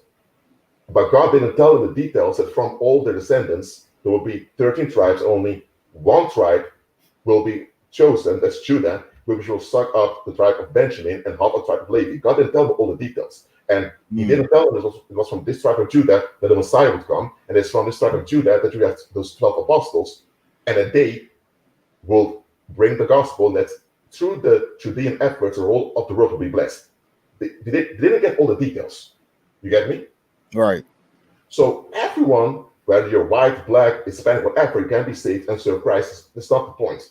Strategically, God is using the tribe of Judah till the end of times. You get me? Right. But that also means that Heavenly Father will tolerate a lot of bad stuff to happen to the tribe of Judah. which has happened severely. But despite that, it has been proven nobody could genocide the descendants of Judah. Nobody could. We ended up being spread all over the earth, though to all they've escalated against us. You get me? And that is the proof that the natural blessing from Abraham is on those descendants. You get me? Right. So did he? You know how it says the 2/3 will be cut off or something like? Was he talking about the Judeans? Was he talking about like us, the tribe of Judah? Was he talking about like most people? It will only be a small percentage of us that actually does the how can I say it? Fulfills this prophecy. Is that what he was saying? The thing is, the Heavenly Father knew from the start that not all the descendants of Abraham would comply with his plan. After King Solomon died, more than half of the Israelites wanted idolatry. So the Lord cut off 10 tribes, and 2 tribes, Benjamin and Judah, were joined as one, Judah. You get me? And Right. all of the Levites came with them. So Judah became the chosen tribe. You get me? And from the chosen tribe later get Christ being born, and the apostles, except I believe Paul was from another tribe, but that's how it went. And it is Christ says salvation from Judeans. So simply said, everyone can be saved and participate in the kingdom of God, but the tribe of Judah, God said, you guys will have to lead. You get me? Oh, okay. So that's why the apostles realized we need to break with the ancient culture of our ancestors, because now we as Judeans, we have a new mission under the new covenant. You get me? We have to be an inclusive people. That's what we have to be towards others. You get me? So basically be practical and also stand firm on his word. Basically. Yes, that's true. Okay. So you don't become of Judean descent. Either you are it or you're not. You get me? But whether you're from Judean descent or not, that's not the case. The matter is you need to be born again and renewed in your mind. Historically, the strategy is from the tribe of Judah, God will move to benefit all believers and the rest of mankind. That's it. You understand? Right. So go ahead. What's going on now is to hinder the restoration of Judah. That's all we want to do with this great reset and all of that. You understand me? Right. So could it also be, I'm just saying, like, could it also be that giving us like the world giving us more money and more economic relevancy, could that also be a plan to hinder us also? No, let me get it straight. The Jesuits a few months ago came out and said they're going to give reparations to black people. Right. Right. The Jesuits, now they didn't start the slave trade because Jesuits came later into existence in 1534 or something, I believe. But the Jesuits actually ran this whole colonial thing eventually, not in the game, but eventually, and they also kept oppression of black folks going behind the scenes. And now the same Jesuits are saying we're going to compensate what the Roman Catholic Church did wrong to you. Now they're playing the heroes, wanted to compensate us. Are you kidding me? This was going on. Those Jesuits know very well the concept of prophecy. So now they want to comply with prophecy just to retain some grip on what's going on. That's what they're trying to do. But look, this thing about reparations, I don't know how God is going to do it practically. He keeps it hidden from us. But God will make sure that Judean believers will overtake it and Judah will be restored. God will do it in such a way that he gets the glory. So whether it's it's the world having to drop all the reparations towards us, or I don't know how it will go, but it will happen one way or the other. You get me? Right. So are these stimulus checks basically like pacifying the retaliation of the masses, or is it just to or is it just like another, hindrance? Like, you understand what I'm saying? The thing is, those stimulus checks, it comes down to this. The administrators of the United States, who are the Jesuits and other religious cults, they know very well that the world's going to crash because of the restoration of Judah. And so they don't want the public to figure this out. Okay, Right. they don't want that. So that's why they don't mind the Hebrew Israelites, which is a cult, by the way. I have to say, the Hebrew Israelites are a cult. I don't care how many historical knowledge they provide, they are a cult. Okay, so I'm not part of it. Okay, Right. just because a group gives practical knowledge doesn't mean you have to follow everything from the group. The Hebrew Israelites want to go back to the Old Testament, the same Yeah. testament Christ abolished. You Right. get me? Right. I So noticed that. why are you going back to something Christ himself has abolished? You claim to be Judean, okay, you are historically, but why are you going back to something your own Judean master Christ abolished? So they're contradicting themselves. That's why I don't mind the Hebrew Israelites screaming on the streets. You get me? Because people don't take Yeah. that seriously too much anyway. The Hebrew Yeah. Israelites are effective, but in spreading their message and reaching people, but they don't actually teach the full content. That's why I don't mind them. But they do seriously mind Judeans like me telling everyone that everyone can benefit if they follow Christ's blueprint. And that's what Hebrew Israelites are not doing. Hebrew Israelites say it's only for blacks or Judeans, and that's not true. You get me? Yeah. And then those Yeah. Hebrew Israelites don't even realize that most of Africa is Judean anyway. Because you have a lot of those Hebrew Israelite groups that say if you're from Africa, then you're not from tribe, you're not Judean. And this contradicts history, that most of Africa is Judean anyway. You get me? Right. So Right. those Hebrew Israelites are actually used by Satan to confuse people about what's going on. And that's why I do not ascribe to them. You get me? Right. I'm not a Hebrew Israelite, okay? I'm from African ancestry. I'm from the tribe of Judah. I'm from Judean ancestry, and I'm born again to do the will of the Heavenly Father. Okay? Mm. So look, those Hebrew Israelite groups, they have good knowledge to offer, but don't join them because they're holding on to the Old Testament, so they're disobeying the gospel. How can Yeah. you disobey the gospel and be prosperous? Not going to happen. Yeah, I've noticed. Yeah, I've noticed that they're very knowledgeable in the Bible. Like they can really like interpret the Bible. But the thing is with them is that they're like extremists. Like they're so extreme And the in. thing is, the thing Yeah. I'm really upset about with Hebrew Israelites is you guys are so upset with white folks, but the thing is, Exactly. it's Exactly. it's the Catholic Church that you need to be angry with. The Right. Catholic Church and those blue blood white households, not white people in general, because they've been scammed also. Okay. Right. A lot of white folks in America join racism, but are not even aware they're being laughed at by their own white leaders. You get me? Mm-hmm. You get what I'm saying? Right. And the thing is, Yeah. the Bible makes plain is from Asia, the kings of the East. And east of Euphrates, it's there that the great retaliation against Judah will come. So if you want to be upset with people, be watchful, mindful of the Asians and their extremism. You get me? Why the heck are you upset with white folks if the Bible makes plain the great retaliation will come from Asia? So they're even contradicting their own knowledge. So that's why I do not take Hebrew Israelites too seriously. Because they contradict themselves holding on to the Old Testament, and they contradict themselves by um, being upset with white folks. I'm thinking, dudes, don't you realize the prophecy may explain that you guys will be restored if you Exactly. just obey Christ, but you don't obey Christ. You want to go back to the Old Testament. So you're keeping yourself in a state of misery. What the heck are you guys doing? Yes, this is true. Like I was watching a video and this one white guy, he passed by, he was like, can you like explain? And then they literally just said like, no, like you're like a demon, you're the devil. Like the white guy really wanted to understand. He wanted to No. understand what was And going on.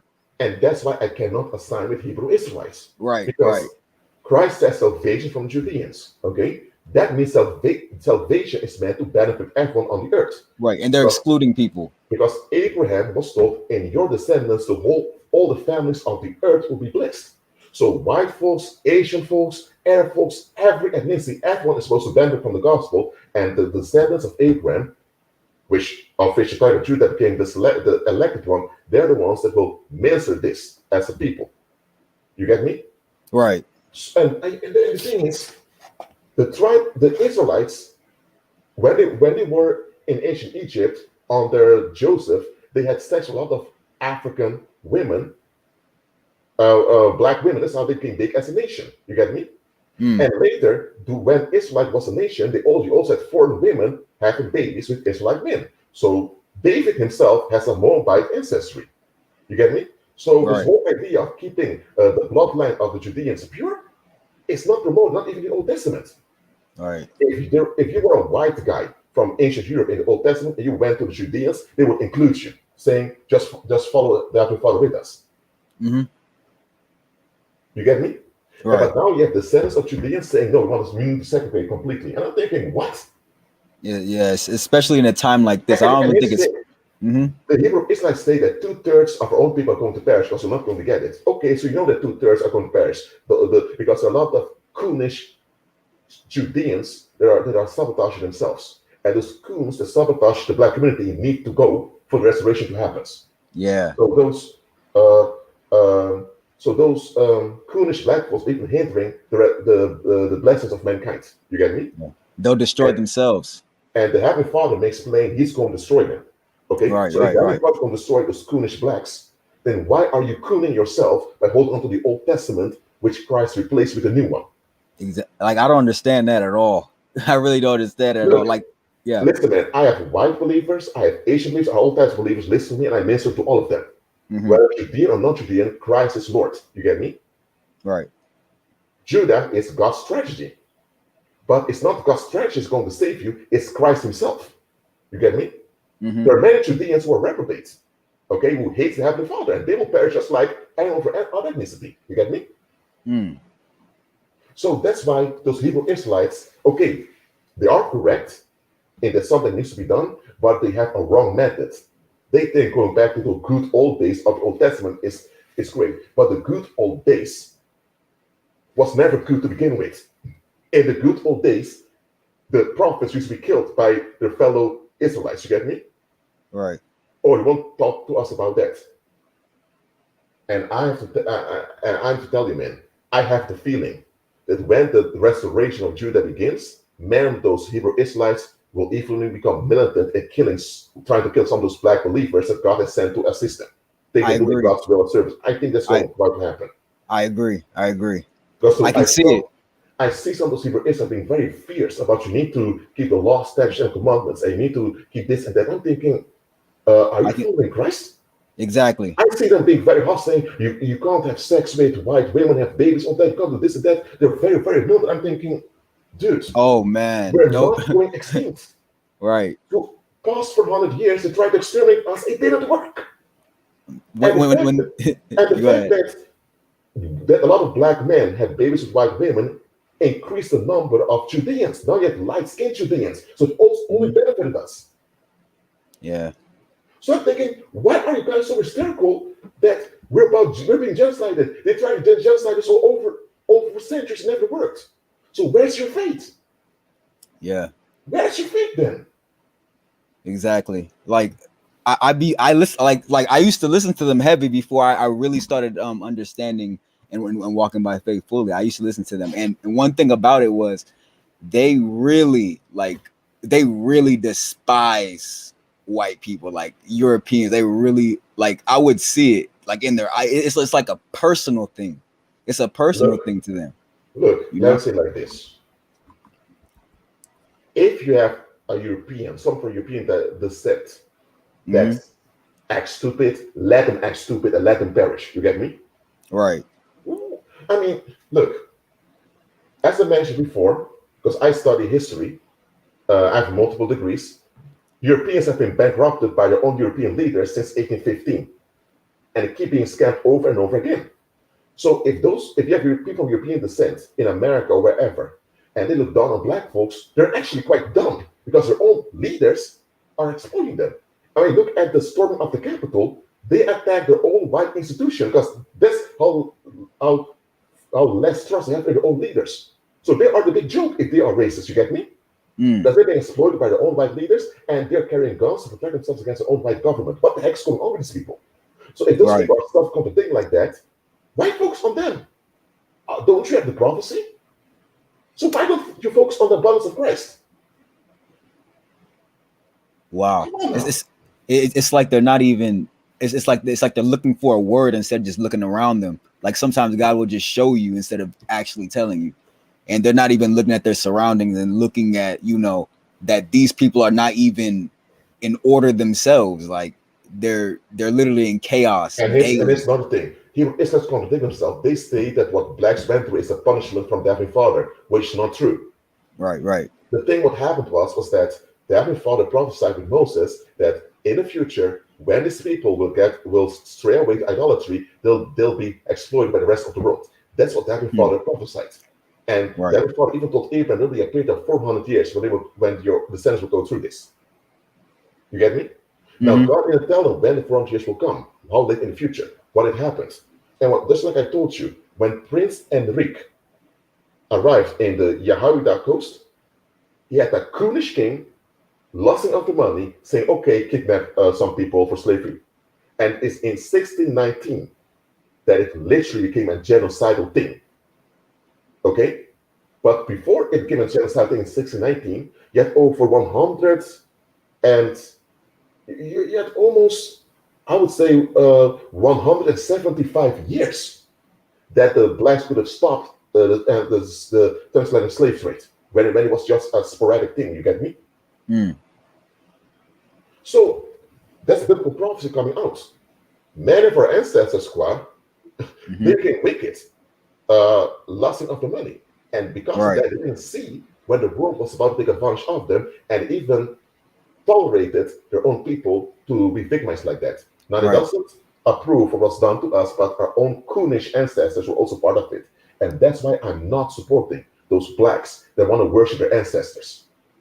Some people don't even know that our ancestors, like the African ancestors, they sold some of us for liquor, tobacco, like things that weren't even long-term beneficial, just for their pleasure.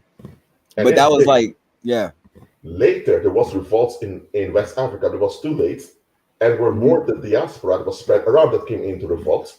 You get me? Right. So the thing is, it's not a punishment from God. It's a consequence of forfeiting our purpose as Judeans that lasts 400 years. Exactly. And before the 400 years, you had 175 years, and we could have seen it coming. It was 175 years from 1444 till 1619. A lot could be done to stop it. Nothing was done because people thought, hey, we are relevant anyway.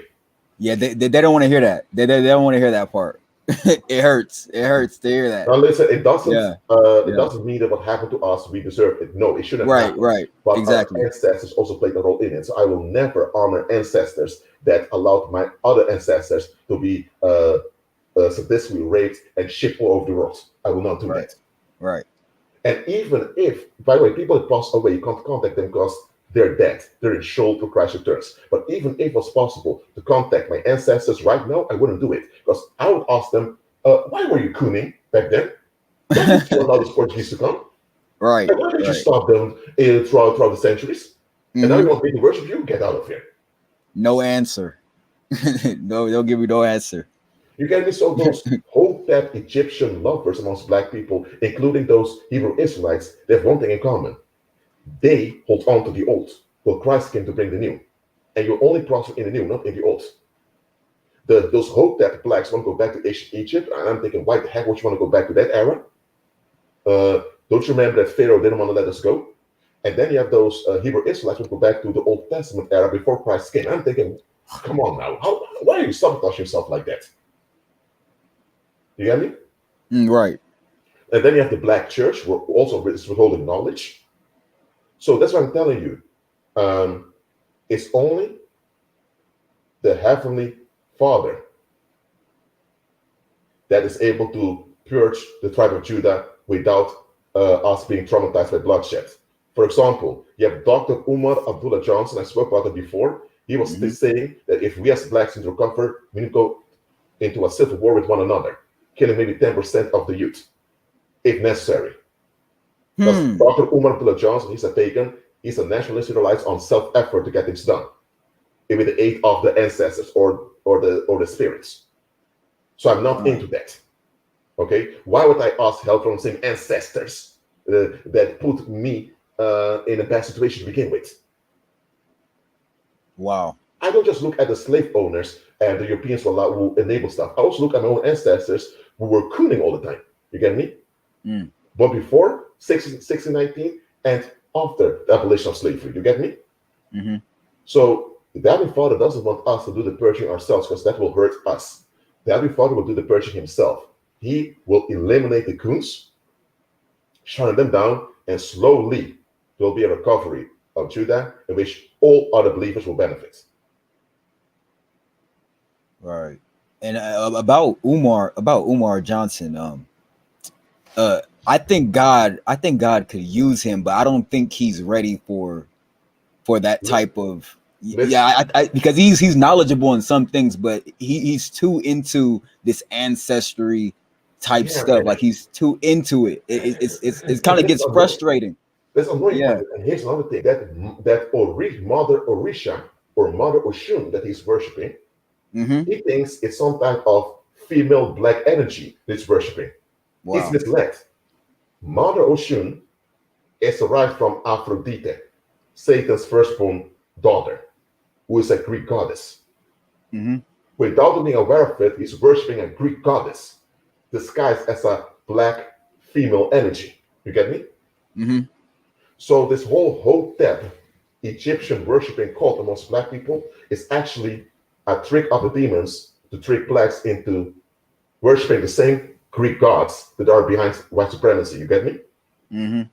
So Umar Johnson is actually relying on Satan's firstborn daughter, Jezebel, to assist them founding a school for black boys. Wow. So he's not even aware that this Mother Orisha that he's worshiping is actually Jezebel. And Jezebel is, I mean, from all the demonic entities, you choose Jezebel? And you're not even aware it's Jezebel? That's why Umar Johnson goes to so much trouble. First of all, Jezebel is a female demon with permanent father issues. So why are you worshiping an entity with permanent father issues, hoping that she's going to help you establish a school, an academy for black boys? She has father issues because her own daddy, Satan, doesn't want her. But now she's going to enable you to have an academy for black boys to bring black manhoods. Are you kidding me? Wow. So Dr. Umar Abdullah Johnson has 6 academic degrees, is a very knowledgeable man. I'm happy with that. He wants to benefit the black community, but he is so misled. He's not even aware that he's worshiping a Greek goddess incognito. You get me? Yeah. And also one thing I've noticed about him is that he's very outspoken, but he's not practical at all. Like I understand like he says that we're like Jesus said that we should be practical and flexible like the serpent. And the way that he talks is like it's very like it's like a hammer. It's like he just keeps going and going and going. And I understand like some of the things that he's going through are because of his mouth. It's not really because of what he's doing. It's like almost like he's laying down like his own traps in a way, if that makes sense. And this is why I made a live stream about Dr. Umar Abdullah Johnson once, and I told people I'm not saying support Dr. Umar Abdullah Johnson because first of all he's a pagan. Secondly, he's relying on demonic aid, so I don't support that. And he has nationalistic ideas that can backfire. So I use Dr. Umar Johnson as an inspiration to show you why is it that it has to be a pagan that's so advancing. Where are the believers advanced? You get me? That's why I mean. Right. And here's another thing. I reached out to Dr. Umar Abdullah Johnson. He did not respond to me at all, even though I donated to the school. Yes, I made a small donation to the school, but he didn't even respond to me. I think it's Heavenly Father doing this. Right. Because I figured out later that one of the black women that supported him, Tiffany Griffin, she admits to being a black witch, doing hoodoo. And she even said, Dr. Umar Abdullah Johnson, he does Orisha magic. So he knows what he's doing. So I was thinking, oh dear. Now, I'm not saying that Umar Johnson is fully aware there's actually a Greek goddess he's worshiping because it's really anti-worshiping white religion. Right. But the Mother Oshun is actually a demonic trick for Jezebel. So the demons are taking advantage of him. You get me? And here's the thing. If you want an academy for black boys, why are you putting a female as a worship? What the heck? Come on, man. Omar. I'm thinking, Omar, come on, man. You have 6 degrees. You're a doctor of clinical psychology. You should know that this is not going to work. That doesn't If make you no if you know sense. about the white Jesus image, how negative affect us, why are you coming with a female image for boys? Boys need a male Right, figure to lead them, right? Why come with a right. female entity? Oh, and you're not even aware this female entity is actually a white Greek goddess? Oh my God. Nobody Wow. found this out yet. Because if we would find this out, we would have a mental breakdown. You get me? Right. All Because I know is that. Go ahead. he's been praying to this mother Oshun in public, on camera, on his live streams, pouring wine and libations towards her and all that. Well, Mm, in fact, it's the demons are laughing because you hear you have a man over black in parliament. He has 6 academic degrees, but he is giving offerings, food and wine offerings to a white Greek goddess who's the daughter of Satan. right, What the heck? right. So misled. I fainted when I figured out. Come on, Umar, for real. And that's why Umar Johnson has so much problems in what he's doing. First of all, it doesn't come with the power of Christ. Mm-hmm. Right. You get me? And Yeah. secondly, there are black pagans succeeding, but he chose one of the worst entities to deal with, a female demoness, a very unstable one. Very chaotic. So Very of chaotic. course, you're going to have all those side effects in your project. And Umar Johnson is also not flexible. You get me? Mm-hmm. He's He not is, at he, all. he is a psychologist. I'm an anthropologist. I'm thinking, I'm a black anthropologist. Let's join forces to get things done. But he Exactly. says, oh, okay. What he's going to say is, okay, do you have a black wife? Oh, you don't have a black woman? F you. You're a coon. I don't want to deal with you. That's one of the things Oh, that on always Facebook. makes me laugh. Oh, on Facebook, you're Yeah. liking pictures of white women or liking Right. pictures of Asian women. You're a coon. Get out of here. Right. He would actually let you say, if you come to my event, I don't want you to bring your white wife or whatever, or white girlfriend. If you come with your white wife, you're escorted out of there. It's for Africans only. He will do such weird things. I'm thinking, Right. Right. Omar, what the heck are you doing? He has no idea who could be in there and like push his project or anything. He really And like. now you have this Hispanic Mhm. woman who has risked. There's yet this Hispanic woman, Andrea Stewart, who calls herself anti-Afro Svengalis, who initiated a cult of coons hindering him. You get me? Now you have a Right. whole cult fighting him. And I'm thinking, Omar, if you would have been realistic, you would have realized that those Orisha gods you're dealing with are actually demonic entities, and that you would realize you need the real Christ to follow you. And then you would have realized that in biblical prophecy, the resurrection will happen anyway, so you would follow God's lead in your project, and things would done much better. But now you have the demons toying with you. Your project Mhm. will come, but the demons will get their interest, namely a lot of negative energy. You get me? Right. Right. That that's Uh, that's man. that's just because I'm looking at it and from the first time I heard of Dr. Umar was I think about 6 years ago, and up until now it's like wow, like I'm not even gonna lie, I'm surprised that this guy is still like looking healthy, like he looks like so Yes. whatever he's doing, he better like, even though he's printed that whatever that thing is, he better keep doing that, because if he doesn't, then they no telling what could happen to him. Listen, Anything could happen to him. listen, man. There's a lot of anger and bitterness against this man, I know, especially I've on seen black it. folks. So I've seen it. he should have been dead a long time ago. Or Exactly. when he had a book signing at some point, jealous Mhm. people came and vandalized the place where he had the book signing. Oh yeah, they've been So- trying to assassinate him. They've been trying to. And they even tried to Mhm. assassinate him at the school he's working at now. The only reason he's Mhm. still alive because of two things. He has this Jezebel, and he has Jezebel that covers him. Yeah, I have to Mhm. keep it real. And he Mhm. has black believers praying for him, despite being still Yes. unbeliever. Those are the two reasons why Dr. Umar Johnson is still alive. Mm-hmm. You get me? That Yeah. man would be dead anytime. So I also prayed for the man, not because I support his support his attitude, but because this man needs to be protected, and this man Right. needs to be humbled for real. Right. Like even on his live stream, you see people putting, "Oh, God bless you," all this type of stuff. Like they're speaking, like believers are in the live. They're speaking like positive things on him or whatever. But he's still up there with the Ankh, the Ankh symbol thing, and all these statues in the back. I'm like, wow, this is crazy. This is really crazy. Yeah, but that's the thing. The reason Look, I'm very ashamed and embarrassed, Kwa, that Hmm. Dr. Umar Abdullah Johnson is the best the black community has to offer. Are you kidding me? That's what. That's I'm all. sometimes I'm crying about this, thinking, come on. Not only about Yeah, black people. When I look at Europeans and Asians, where are the believers shining through? Where are they? yeah. All we have is him and Al Sharpton. I guess that's And amongst those two Europeans, right there. amongst Asians, where are the fierce male believers being dominant? Where are they? Right, right. Either they're stuck in church or they're worshiping some weird goddess and all of that. Hmm. You know what? Look, that's why I'm saying believers, Judeans and non-Judeans believers have to be dominant. That's why I kept on studying to get multiple degrees. Because I was thinking, it can't be that you have this Dr. Umar Abdullah Johnson having 6 academic degrees and all this knowledge, and he's a pagan, and I, a believer, only gets a bachelor after facing retaliation, and that's it. I'm thinking, no, I need to expand. You get me?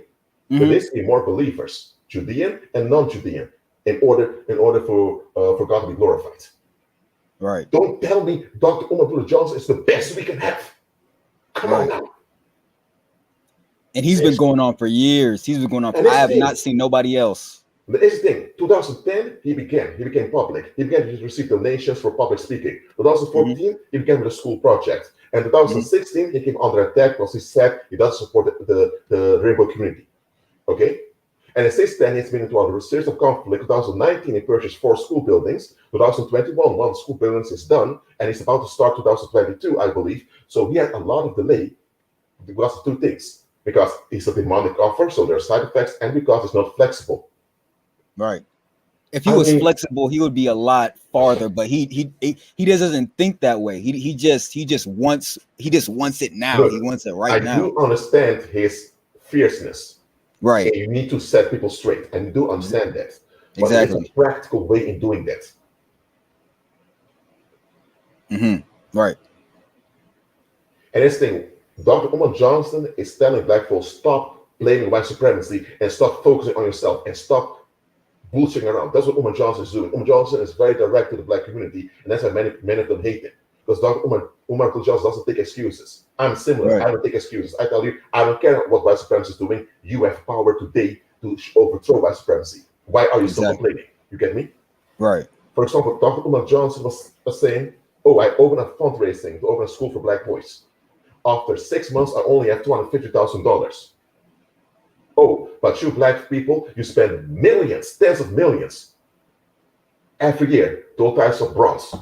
Oh, and I only get $250,000 for a school for black boys. Are you kidding me? So he's holding people accountable, and people can't take that. You get me? So I understand why he's fierce, but he should walk in the power of Christ, Wow. not in the power of Jezebel. You get me? Right. And the thing is, it's because he's misguided that demons are enabling him. You get me? Yeah. They turned him into. It's like it's to the point where he speaks truth about economics and the black community and stuff. He does have like a lot of knowledge on that, but it's like there's so many reprobates like surrounding him. It's almost that they're making him look like they're turning him into a meme, basically. Listen, Like listen. anything. Yeah, go ahead. This is what I'm saying. Demons need misery to thrive, to operate. Right, right. You get me? Hmm.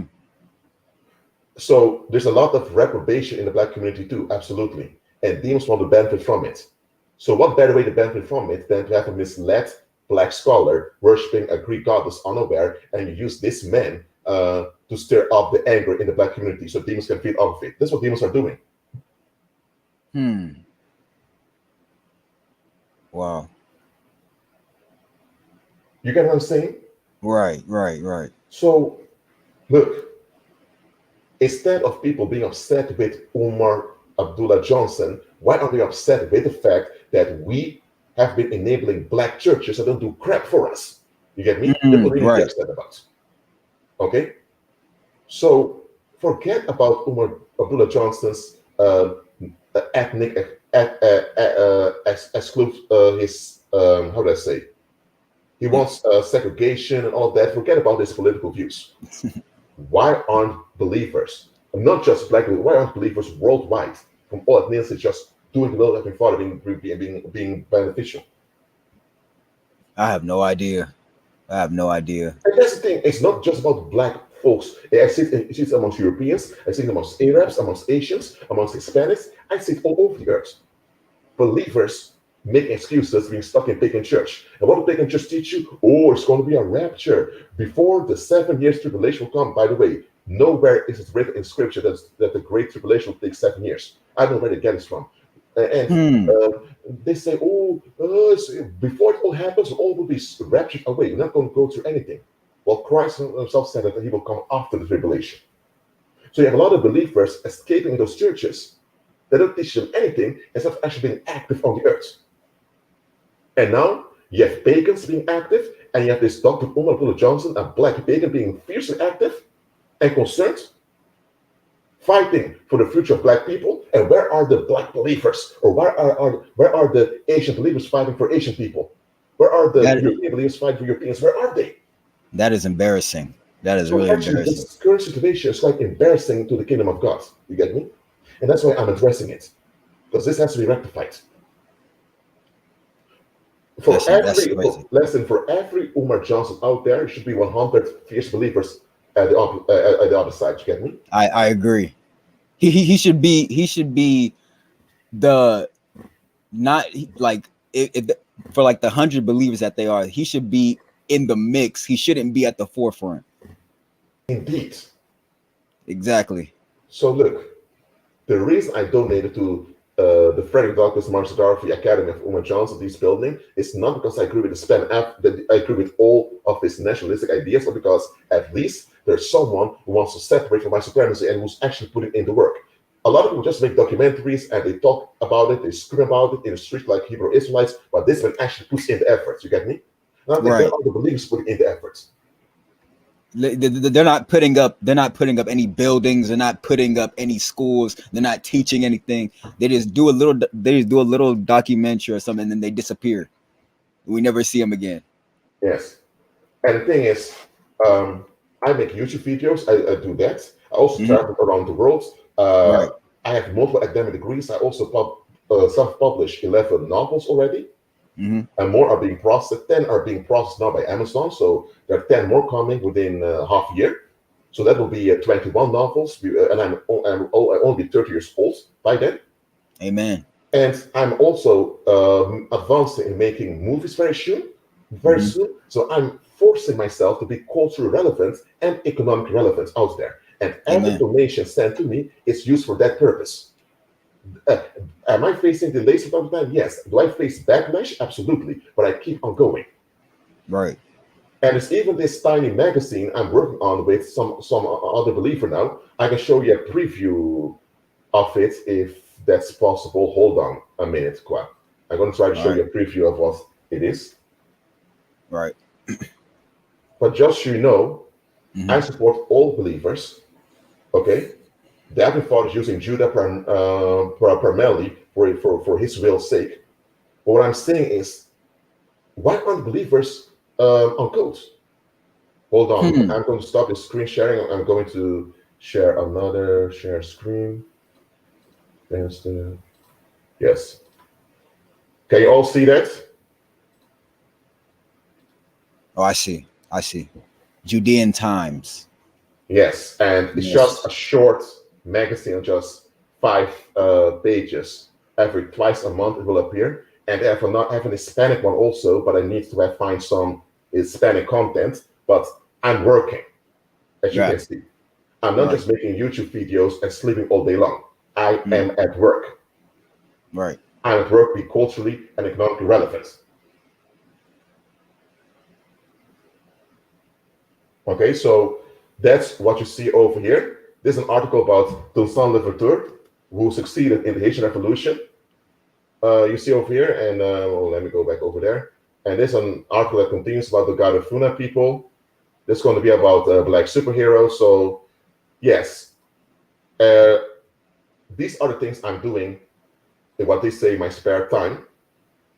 And I'm thinking, why waste my life away with a 9 to 5 if I can force forward to to be economically relevant and to gain cultural relevancy. You get me? Right. Yeah. So if any believer over here, especially you Judean believers, want to contribute to this paper, writing articles, please let me know. Just email me. And if you are an Arab believer, Asian believer, white believer, I don't care, and you want to contribute, that's fine too. Just email me.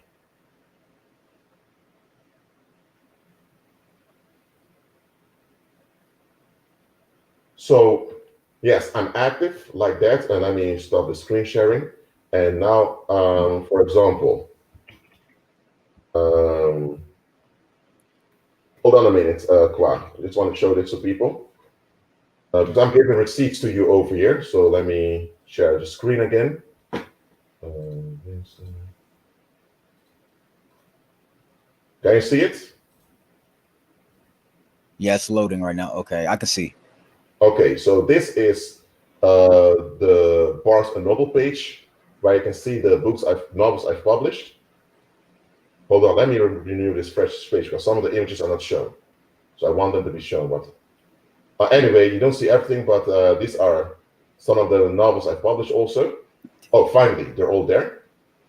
I do not, in the literature world now, you have the norm that the covers have to be boring. Now with me, I don't want it to be boring. So that's why I ask for photograph licenses from people. And if you go to Amazon.com also, or Amazon.co.uk, you type in Rashid does it, you're also going to get my novels over here. So, and there are more coming very soon. So, yes, I'm showing you the receipts that I'm active. Right.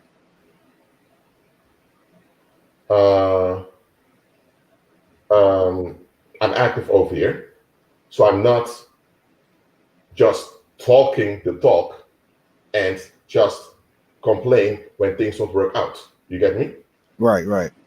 So because a lot of people,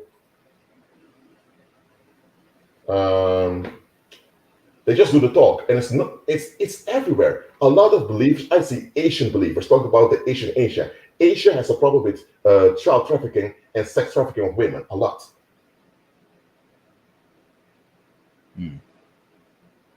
Izmir, in my movie, is going to be mainly black people playing the movies anyway. So that's what's going to happen very soon. Yeah, I was gonna ask you about that. Are you thinking about doing short films like first and then going off into like actual movies, or are you just I want to make movies that are short first. Yeah. Then make into series and then continue further. And don't be distracted by my covers. The covers is because those are the because there are British photographers where I can purchase a cover license for like £50, which is quite cheap. Because normally you pay like 300, 400, or 500 euros for a cover license. So that's why I purchased those covers at this white British photographer. So I don't mind that.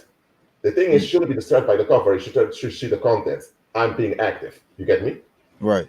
But but for those people that have the mindset of Dr. Unatul Jan will say, "Oh, you write novels, but I don't see black in it, so that means you're a coon." I'm thinking, dude. Yeah. Don't you see what I'm speaking about and all that? But okay, apart from that, for example, I have this other YouTube channel that I can also show right now. So just be patient with me. I'm going to show it to you. And on this YouTube channel, I plan to drop a lot of the short films I want to make. Hold on. I need to go through it first. Oh wait. I'm going to share my screen again. Just tell me when you can see it.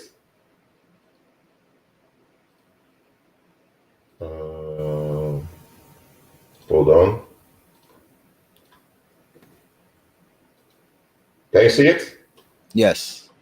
Yeah, that's Art my web inspired. shop. You see over there? I'm just making art over there. You can see. And here you have the Disc Capitan in YouTube. Oh, it doesn't open back there, so I need to hold on. I need to change it over here again. Hold on. Share screen. Yes. You see it? Yes. And the thing is, I wanted to make short movies, but I often lacked actors, all of that. So me and this other believer from Britain, Roger, we decided we're going to push and force a movie, even if it's a very short one, and we did. And it's called The Governor's Scam, that you see over here. And yeah, it's kind of has a historical theme, as you can see over here, which is a map of the Kingdom of Guatemala, and you have the old paper. And by the way, this believer was in Britain, I was in the Netherlands. That's how we added it all together. So as you can see over here, during this pandemic thing, we pushed something forward. And even if this is just a small thing, it's still something. Okay? Right, right. It's a step. I am active. All right. You get me? So that's what I mean. I'm flexible and practical. You get me? I could get cheap book covers with some British photographer. So I thought, okay, then I'll just do that for now. Because I didn't have much of the money. So I thought, okay, then I'm going to do that. You get what I'm saying? Right. Soon, when there's more finance, I'll make my movies. I'll have more Judeans play in it. So what? You get what I'm saying? Mm-hmm. So if I would be as inflexible as those hotep blacks, I would not have gone anywhere. You get me? Right. In this world, you have to deal on a practical level with all types of people, not just your own.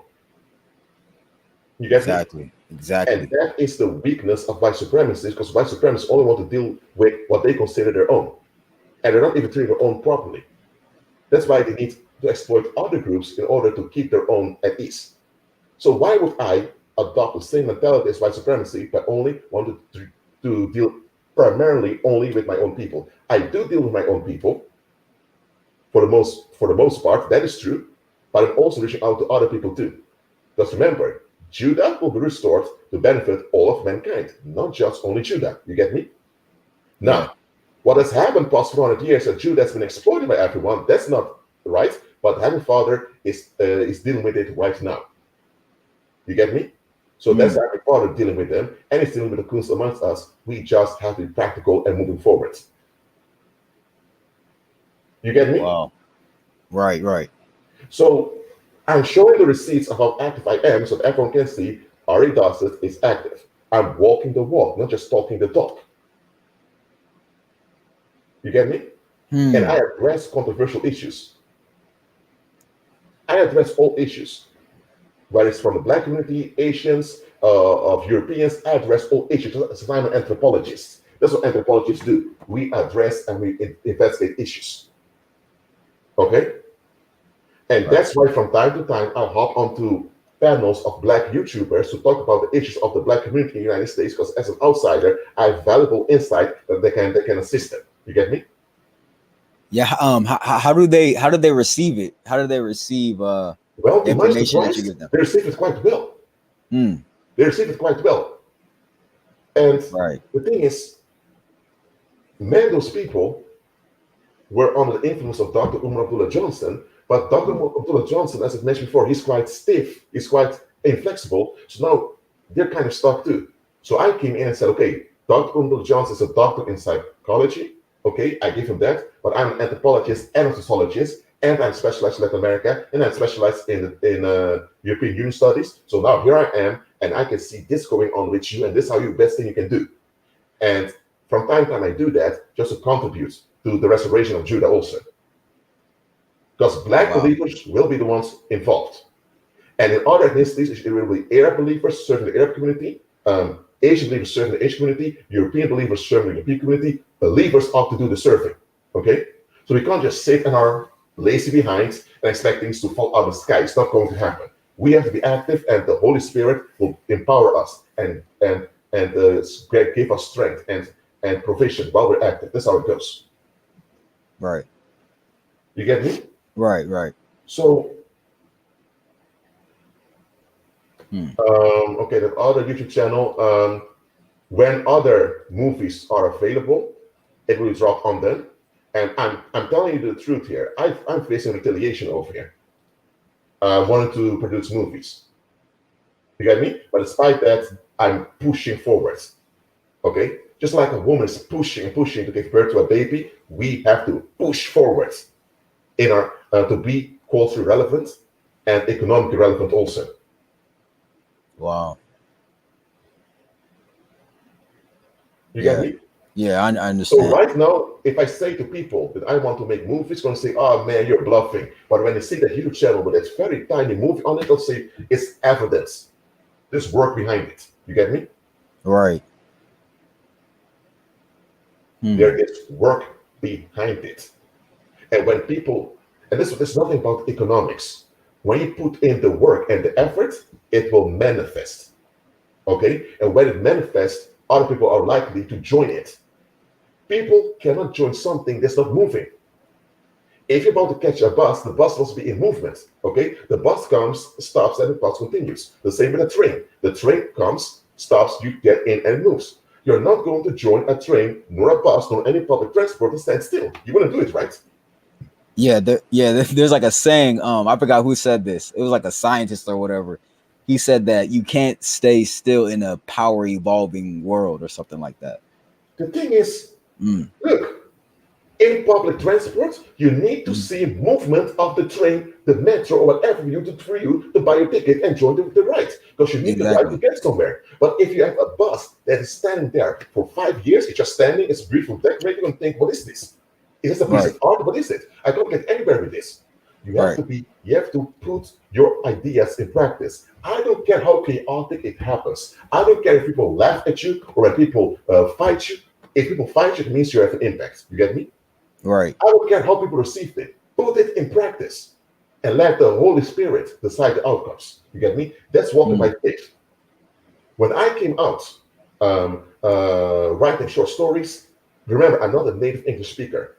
And I express things in a way common English speakers don't do. So I had to learn that and you get feedback on that. And there were people attacking me all the time, or even trolls. When I came to YouTube and I was making videos to minister unto the saints, I had a lot of backlash.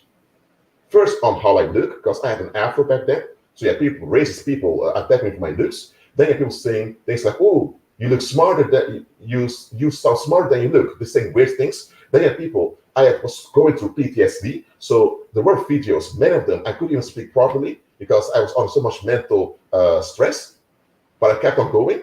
So when I came to YouTube, it wasn't as smooth and speedily like it is now. I had a very rough beginning on YouTube. And if you look back to my older videos, you can clearly see it. One of your most impactful videos was that I listened to was about 7 years ago. Oh, and that was the time when I went through a lot of stuff. But later I found out that I was sometimes I felt embarrassed of all those videos where I couldn't even speak properly because I was so shocked all the time. But now I realized, but I thought, you know what, I'm not embarrassed of having fathers. I'm going to leave the videos online. And I figured out later that a lot of people learned more from those videos that I couldn't even speak properly. Yeah. Until this day, I still go back and listen to them. Like the videos from 6-7 years ago. I still go back and listen to them. And that's the thing, man. The Heavenly Father, let me say, Christ told us, "I'm with you till the end of the world." So I'm thinking, Christ is with me, Christ will provide. So with that mindset, I went online and I kept making videos till Christ said enough, and Christ told me to keep on going. Even when I couldn't speak properly at the temporary speech impediment because of PTSD, I wasn't even aware I had PTSD. I kept on going. You get me? And what a lot of people say, "No, Rashid, you can't put yourself out there. If you put unprofessional videos out there, oh, people are going to remember it. You can't get a job anymore." Oh, a lot of people are fearful. Look, of course, I wash out what I do. I'm not unrealistic. Of course, I do things in a practical way, but at least you need to do it. A lot of people never do things because they're so afraid of retaliation by the world. I'm thinking, okay, so the world wants to explode on you. Where's the content that the world is giving you that will benefit you? Where is it? Oh, it doesn't exist. Okay, so why are you so into pleasing violent people that do crap for themselves? You get me? Right. Look, at least Dr. Umar Abdullah Johnson is active and pushing forward despite fierce retaliation, and he's not even a believer. Like even if something happened to Dr. Umar, he still has, I mean, thousands of just work out there. Like his work is just all over Yes. the internet. It's everywhere. And here's the It's thing, everywhere. me too. Nothing bad will Mhm. happen to me. Absolutely not. I will live Right. full to 120 years. But even hypothetically speaking, if they would take me out of something, I have a whole legacy that will continue, and thousands of videos that people have downloaded, all of that will have impact on price returns. But nothing Right. bad will happen to me. I'll keep making more videos, but just hypothetically speaking. So Right. Dr. Uprooting Johnson, the difference between me and him, besides that he's a pagan unbeliever, and apart he has higher academic, has more academic titles than me, is that he has accomplished 2 books and scientific scholarly articles, but the school project still has to be completed. Me, my projects have been completed. And now the new projects, the movies are coming up. So I'm already fully accomplished, and now more accomplishments are coming. You get me? Mm. And so with me, a lot of folks are embarrassed and humiliated. They don't know how to write and explode because it's already been done. With Dr. Umar Johnson, his manifestation has been delayed by all the psychic violence. Okay, so that's why people still feel comfortable just escalating. But the thing is, or people already told me, even when the school is open, there's going to be retaliation. But he's still in the accomplishment phase. I'm already beyond that. Okay, so actually, people, the world is more upset with me. First of all, I'm serving Christ. He doesn't. Secondly, I'm from the same ancestry as Umar Abdullah Johnson, and that also people don't want. And I also address issues, and I already accomplished, and I keep pushing forward, and I want others to accomplish too. So if the world would have to choose between killing one of us two, they would rather go after me because I'm in Christ. Get me? Right. He is still of the world. The world can still excuse him, but it cannot excuse me. But what's the point of going after a believer if we have the resurrection power? Like, what's the point? It's like hitting a brick wall in a way. It's like they're hurting themselves in a way. For example, you have this believer, Judean believer. He's half Jamaican, half Barbadian. Nyron Jemmett. He lives in Britain. Okay, and he said it like this.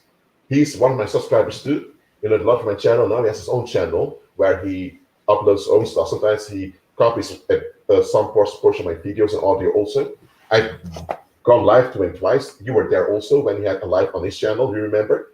Mm-hmm. His channel is forever here. Right, right. So Nyron said it like this. What if someone would tell you, I'm going to teach Mount Everest a lesson? What's the mountain that mountain so high? Man, and people ball their fists about to smack Mount Everest. If someone say that on YouTube, I'm going to smack Mount Everest, you'll get many likes because everyone's laughing and thinking, that thing is just a mountain over there. Mountain is like 8,800 so many meters high. Mm-hmm. You want to smack with your tiny fist this huge mountain? A mountain they would watch to you? Right. Unless someone actually do that, smack Mount Everest, they would break their own hands. And what if they would launch themselves with their car trying to hit Mount Everest? They would crash into the mountain and die through the explosion. Yeah. Everyone's going to think, what? You want to Mount Everest was not a threat to anyone? You want to prove yourself by doing something against that mountain? And look at this. In the book of Daniel, the kingdom of God is described as a rock that rolled out from the hills without humans causing it. And the mountain destroys the big image of all the empires of the world, and it grows into a big mountain that's seen from all over the earth. So the kingdom of God is compared to a Mount Everest. You get me? Right. And just like the real Mount Everest, you can't teach a lesson. You can't take what's going on with you. The same way with beliefs, with resurrection power.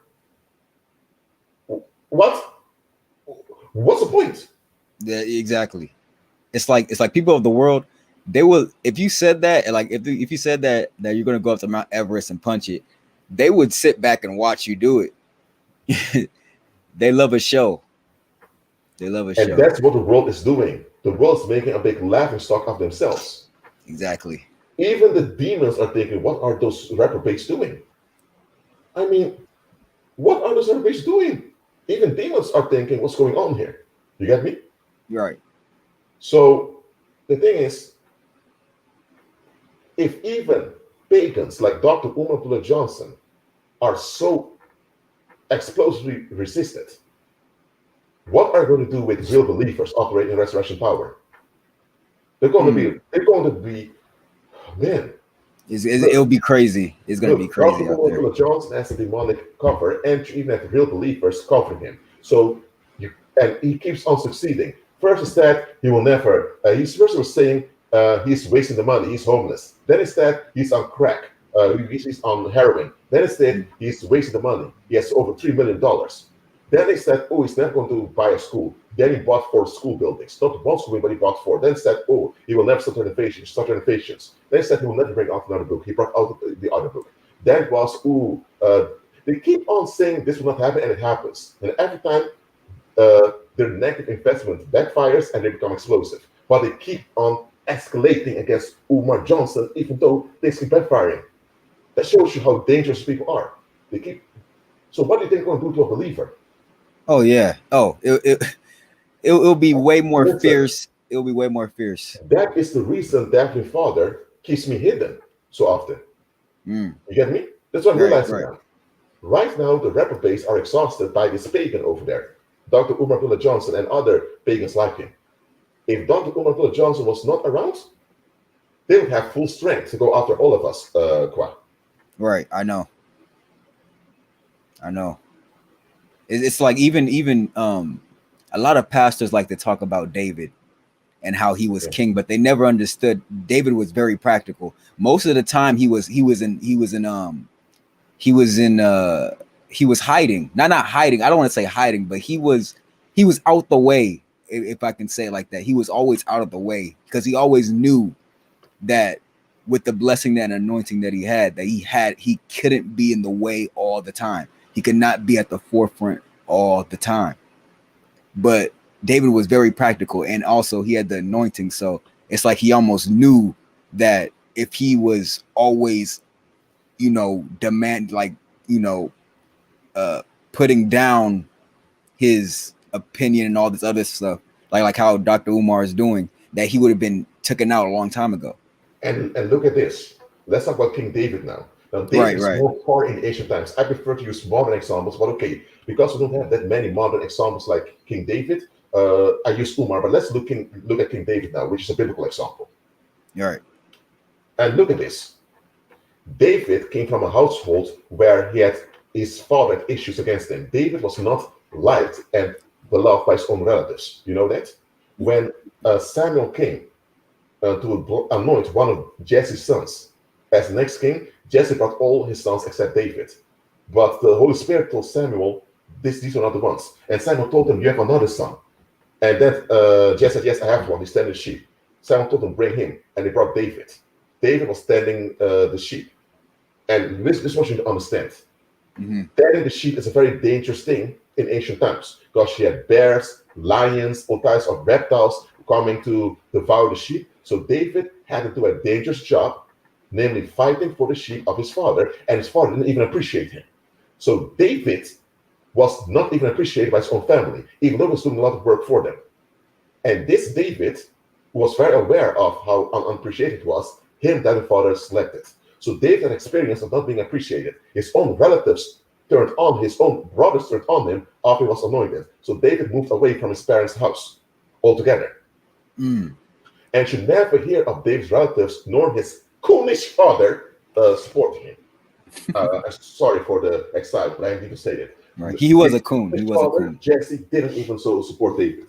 So David ended up killing Goliath because David at least was courageous. He defeated the Nephilim. Goliath was a Nephilim, and he defeated the Nephilim, a demonic creature. Okay? So with that, David's career began, and when the women in town were praising him, Saul, who was demon-possessed and fearful, turned on David, and Saul turned to a genocidal maniac. And for 13 years, David had to flee. During those 13 years, what did David do? David married several women. David had several wives, and he had many babies. He started his own family. He built friendships. He developed his own social circle, and his social circle, who went through a lot with him, became his government when he took the throne. You get me? So he didn't have the government of Saul. He had his own government that he was building while he was still on the run. And he even had his own royal household he built up, having all those babies. You get me? So Right. when David was age 30 and he took the throne, he was only king of Judah because other tribes were resisting him. It took 8 more years before he was king of all of Judah. But because he had his own government already and his own royal house that he brought forth himself, he was ahead. So David was very practical. Wow. And David learned from Joseph, okay? Because David knew the history of Abraham, Isaac, and Jacob, and Joseph, and he knew all that history. You get me? And David knew that Joseph spoke about his dreams, and his brothers tried to kill him. Okay? Now, David was in a similar situation where his brothers were looking down on him, and even his father was cooning towards him. So I don't know what's going on with Jesse, but Jesse was actually dogging his issues on his youngest son, David.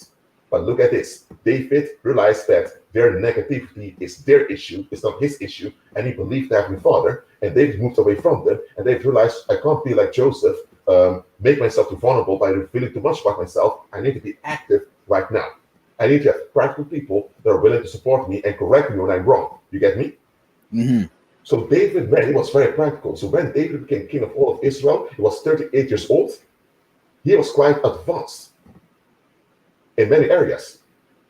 And David, man, he looked for the well-being of his people. And David had a lot of issues that were not resolved. And Bathsheba, this witch, this gold-digging witch, took advantage of one of his issues and tricked him into turning against her husband. Now, the Heavenly Father dealt with David for that, and David's household suffered a lot because of it. Even there was even a civil war afterwards under one of his sons, Absalom. You get me? But David was repenting, and David was moving forward. And David knew of the power of decrees and declarations and all that. The Psalms are song decorations we can use till this day. David was even a poet. He left culture for us also. The Psalms are the culture David left for us that inspired many generations of cultures afterwards. David was a nation builder. He was a culture builder. He was economically relevant. And he didn't start off like that. He started off as a 17-year-old boy that was not appreciated by his own household. You get me? Right. So I think David is like a perfect example of what's going on now with the black community, like how we're talking about Dr. Umar or whatever. Like people like him, right? Leaders like him. They're not like they always tell us, like, if you want to be a leader, you have to be this stern figure. Like you can't take no mess. You like always stand up for this and that. But if you look at David, you can see that he was even being blessed, even in his tribulation. Like even when he was going through things, he was still being blessed. He was still, progressing and stuff like that. And But they don't. Yes, sorry. Go ahead. Finish what you were saying, then I'll continue. Basically, I was just gonna say that we can learn from what David did and apply it to now and just get further and further. But people just want that one, that one just, you have to be stern on this. You can't. Don't be practical. Don't be practical. Be stiff on your beliefs and all this stuff. But when you look at David, it was a completely different thing. There were so many things that he did to go forward that we can learn from, but it's almost like they just want to pick and like nitpick different things out and then apply it to their life instead of like choosing exactly the blueprint that he, did to get to where he was. Yes, and here's the thing. David had a son with Bathsheba, that witch, that harlot gold digger. He had a son with her called Jedediah. Because God told him, because the mother gave the name Solomon, and the Heavenly Father told him, change the name to Jedediah. But Jedediah, when he grew up, he was in the shadow of his witch mother, and he developed pagan attitudes. And the witch mother, together with Solomon, plotted a coup d'etat and overthrew Adoniah, was the heir of David. You get me? Right. And that's how Solomon became king. So Solomon wasn't even meant to become king. But Heavenly Father then offered Solomon, after he did his coup d'etat, what do you want me to do for you? So the Heavenly Father even approached Solomon in a graceful way, even though Solomon was in the wrong. And Solomon said, I have no knowledge to govern his people. Huh. You have no knowledge to govern the people, but your father was David. So you never learned from your father David. You were too busy listening to that witch mother of yours. Exactly. So Exactly. that should be a red flag saying, Solomon, you're not fit for the job. But then the father then gave him practical understanding how to deal with stuff. But what did Solomon do? By the way, why didn't he carry the name Jedediah? Why did he carry the name Solomon, the pagan name? Well, okay. So Solomon eventually threw away the knowledge of the Heavenly Father after he completed David's wish to establish a temple. Because David wanted to build a temple for the Heavenly Father, a physical monument, and God said, let your successor do it. Now, Solomon did it. What did Solomon do? Solomon, after completing the temple, he was whoring around with those witches of various tribes. And here's the thing, witches back then were full witches. Those are not the neo-pagans of the day. Witches back then, they brought child sacrifices and they molested children sexually. That's what witches did. So Solomon was having a lot of sex with those child molesting witches. I don't understand how, as a man, he felt comfortable putting himself in those child molesting women, but he did. He hundreds of them, and he gave them political privileges. He built many temples, almost hundreds of other temples he built throughout the earth to honor the demons. He even became a wizard controlling demons, right in terms of pagan stuff. So Solomon ended up enabling child sacrifice and child abuse, and it was Solomon that says, spare the rod, spoil the child. That's right in the Old Testament. So that's a lot of people read that and say, oh yeah, you need to beat your children to teach them discipline. No, that's what Solomon did. And Solomon had hundreds of children with all those child molesting witches. Many of them he didn't raise. Some he did raise and he beat them. He was a horrible father. He hated women because when you read the book of Ecclesiastes, he was quite bitter about women. He preferred death above a woman. He preferred sorrow above gladness. I mean, which human being prefers sorrow over gladness? Are you kidding me? And Christ said, I gave you my joy, and let my joy be full in you. And Solomon said, it's better to be sorrowful than joyful. Solomon says, better the day you died than the day you were born. So this man was completely depressed. He was hating females. He was abusing females. He didn't even value himself sexually, and he was even taken out on his children. He was a horrible human being. Yet the world says Solomon, the world praises Solomon. But they have issues with David. Or they say, oh, David failed with Bathsheba. Or David failed over there. Oh, they are so critical of David, but they all praise Solomon. Are you kidding me? Wow. Okay, yeah, I understand. Wow. I never looked at it like that. Solomon, he was nothing like David. Solomon was the worst, one of the worst leaders ever. He used the money. He actually forced the public to work hard, and he took out a lot of taxes. And the taxes from the public that the public paid, he used them to build temples to those witches he was banging. Wow.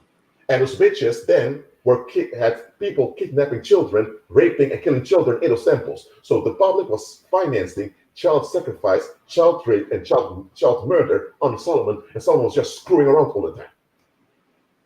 He was totally not like his father David, absolutely not. That's why pagans today, they venerate Solomon. I don't. Even Jesus himself, when he was walking the earth, he didn't even give any credit to Solomon at all. He preferred to give credit to Jonah instead of Solomon. Wow.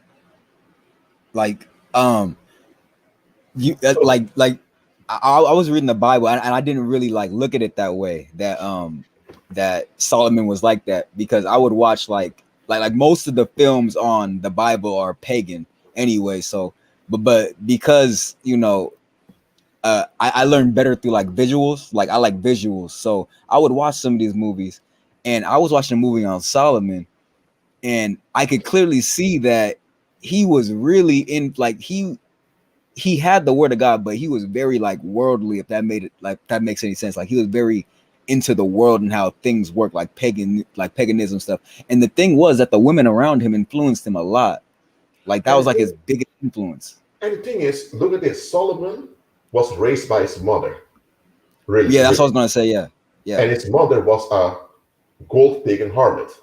Think about it. Which woman, after she has her period, is going to bathe in public where everyone can see her? That's a ritual witch. The witches, when they were doing their sex spells, they would bathe in public after having their period. It's because after women have their period, their bodies are energetically discharged, and if they do the spells, then it will be more effective directly. That's something witches know. Now, I know that because I come from a pagan background also, where people know such stuff. So when I read it in the Bible, I can clearly see that Bathsheba was a witch. You get me? So So so that was like a direct thing for David. Basically, like she knew what she was doing. she knew what she was doing. She knew that Oh. David was exhausted, that David had Mhm. issues, and she talked to David. Now, David had abundance. Okay, so David should realize Wow. this woman is tricking me. Why is she turning me against her husband? Okay, Mm. so this thing, so David should Wow. not have fallen for her, and the heavenly father was not happy with this. But the heavenly father rectified this by allowing the child that she was pregnant to die. But Bathsheba stayed with David, and she had a son afterwards called Solomon. You know what happened. So Solomon was raised by a witch with issues with men. Wow. So So that's what influenced him to yes, date and all here's those the women. thing. And here's the thing. David eventually had to flee several times, so to the rise and everything, and David lost his mind. So all the things were happening. David became mentally ill at a later age, and it was his son Adoniah who took over the kingdom, managing everything. And still Bathsheba, because David was not legally active. So what David was saying was unpowerful, what his son Adoniah was governing. Still, Bathsheba tried to use the mentally ill David, who didn't know what he was doing, just to get a hold over the government, using their son Solomon, which was not legal anyway, because it was Adoniah that was managing stuff. David was put out of power. You get me? Mm. So even David was traumatized and mentally ill and dying, Bathsheba was still exploiting him, even in that bad situation. This type of bad and horrible woman she was. And that son of her, Solomon, inherited all her traits. You get me? I just don't understand how I just don't understand how Solomon could look at a man like David and just not take anything from what David did. Like I just don't understand that. Solomon was a bum. Okay, Solomon never had to go through anything, overcome anything. And Right, right, Solomon was not appreciative of everything his father David did for him. And Solomon was listening to that stupid reprobate mother of his. This is what he was right. doing. So eventually he listened to his mother, and it was his mother that motivated him to commit a coup d'etat to take over the throne. It wasn't even Solomon that was ambitious, it was his mother. So Solomon was pushed around by women. So that's why, and here's the thing, David had a concubine at an old age when he was mentally ill that he was with as comfort. Okay? And later Solomon took that same woman as wife. Why do you want to take a woman that was with your father? You were a young man. Are there any hot women out there that you can take? And you're a prince of Israel. You're a prince of Israel, and you can't find any other woman. That you have to go to the concubine that used to be that your father used to sleep with. Are you kidding me, Solomon? Oh, but that was a strategy of Bathsheba, his mom. I mean, Solomon, Hmm. what the heck is wrong with you? Hmm. Wow. So Solomon, man, he was not manly at all. He was not.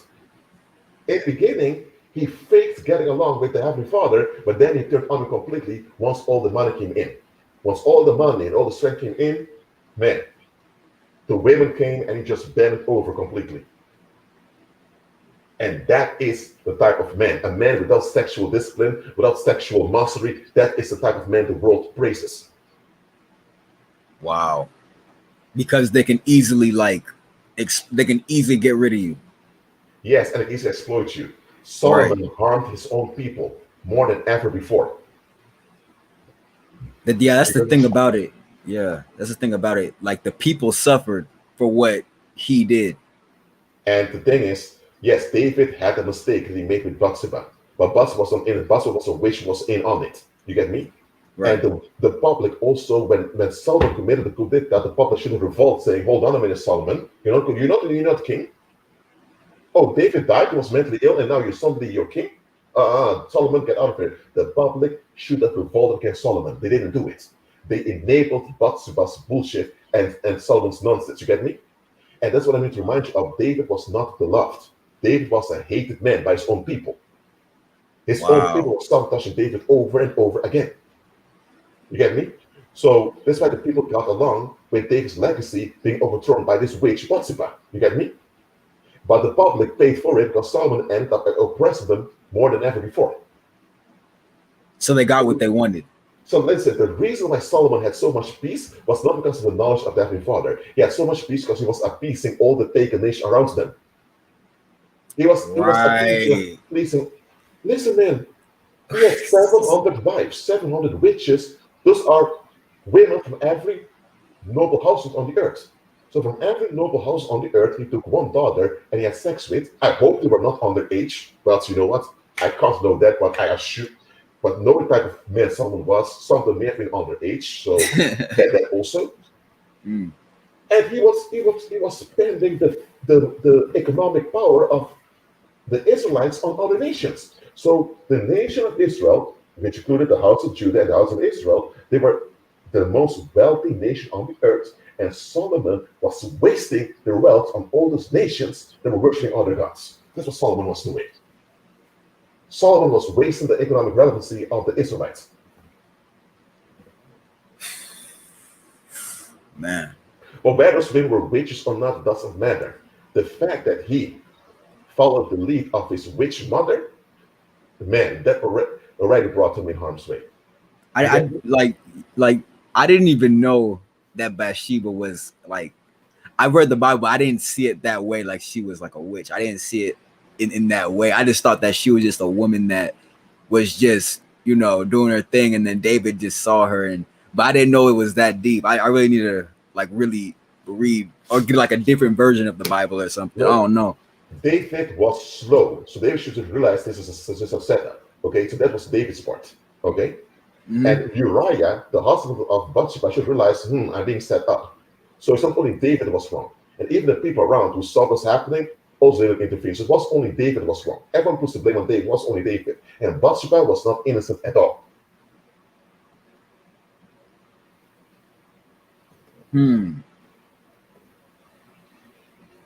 So Solomon is a big example of people who are not in agreement with Christ and they get things easily. When they're not in agreement with Christ and things just happen to them easily, they become like that. You get me? David went through a lot. David built up his royal house from scratch, and then his father decided to bless his royal house. Now, this Bathsheba, this witch, wanted to be part of David's household to benefit from the blessing. She hijacked her way in, but she still could not benefit from it because she was accursed. So she used her son, who also became accursed, to take over the royal house. You get me? But wasn't David's other son supposed to be king? Yes, but Okay. that son was killed by Solomon. And And but what, that was some of the other sons of David even went flat away because thinking, what is this? And the people just let it happen. Don't just blame David for David's mistake with Bathsheba. Blame the people for enabling all that crap. wow. Because David repented and he moved forward, but the public kept holding on to the past. So listen to what I'm saying here. Just like Joseph was seduced by Potiphar's wife, just like Potiphar's wife tried to rape Joseph, just like Bathsheba sought to overthrow David, and just like Delilah eventually set up Samson, the same way Satan will send witches to overthrow believing men. Haven't you noticed that sometimes those witch women are so fun to be around you, a believing man, and she think, why the heck are you so comfortable around me while you're in darkness? Well, it happens. I'm very aware of such things. And about Samson was really out of his mind. Samson chose a mermaid worshiper. The Philistines worship Dagon, a mermaid. And mermaids are marine spirits who are quite dangerous demonic entities, fathered by Neptune. So Samson was sleeping with a mermaid worshiper who never broke with her idolatry. I mean, I never saw how Delilah looked like, but I don't care how hot her figure was. Samson should realize, no. You worship mermaids. I'm sorry, babe, but that's not going to happen. So when Samson fell for this mermaid worshipping witch from the Philistines, that was a setup all along. And that's why I teach about sexual health on my channel. Okay? I teach about monogamy, polygamy, and how to really relate to walking in by faith. I talk about masculinity, femininity. I talk about all of that because that is the main area Satan uses to get a hold on us. Look, I can, I can, I'm not saying excuse, but I can understand David being tricked, okay? But Samson, being this mighty man with supernatural strength, and there was no hot, good looking Israelite woman that you could be with, that you had chose this mermaid worshiper who even tried to set you up multiple times, and even when she tried to, because she was asking him, what is the source of your strength? He lied to her, and every time he lied about something, there were people trying to trap her. So Samson didn't even notice that this woman was setting him up. He was so focused on. I'm thinking, dude. Yeah. Dudes, come on.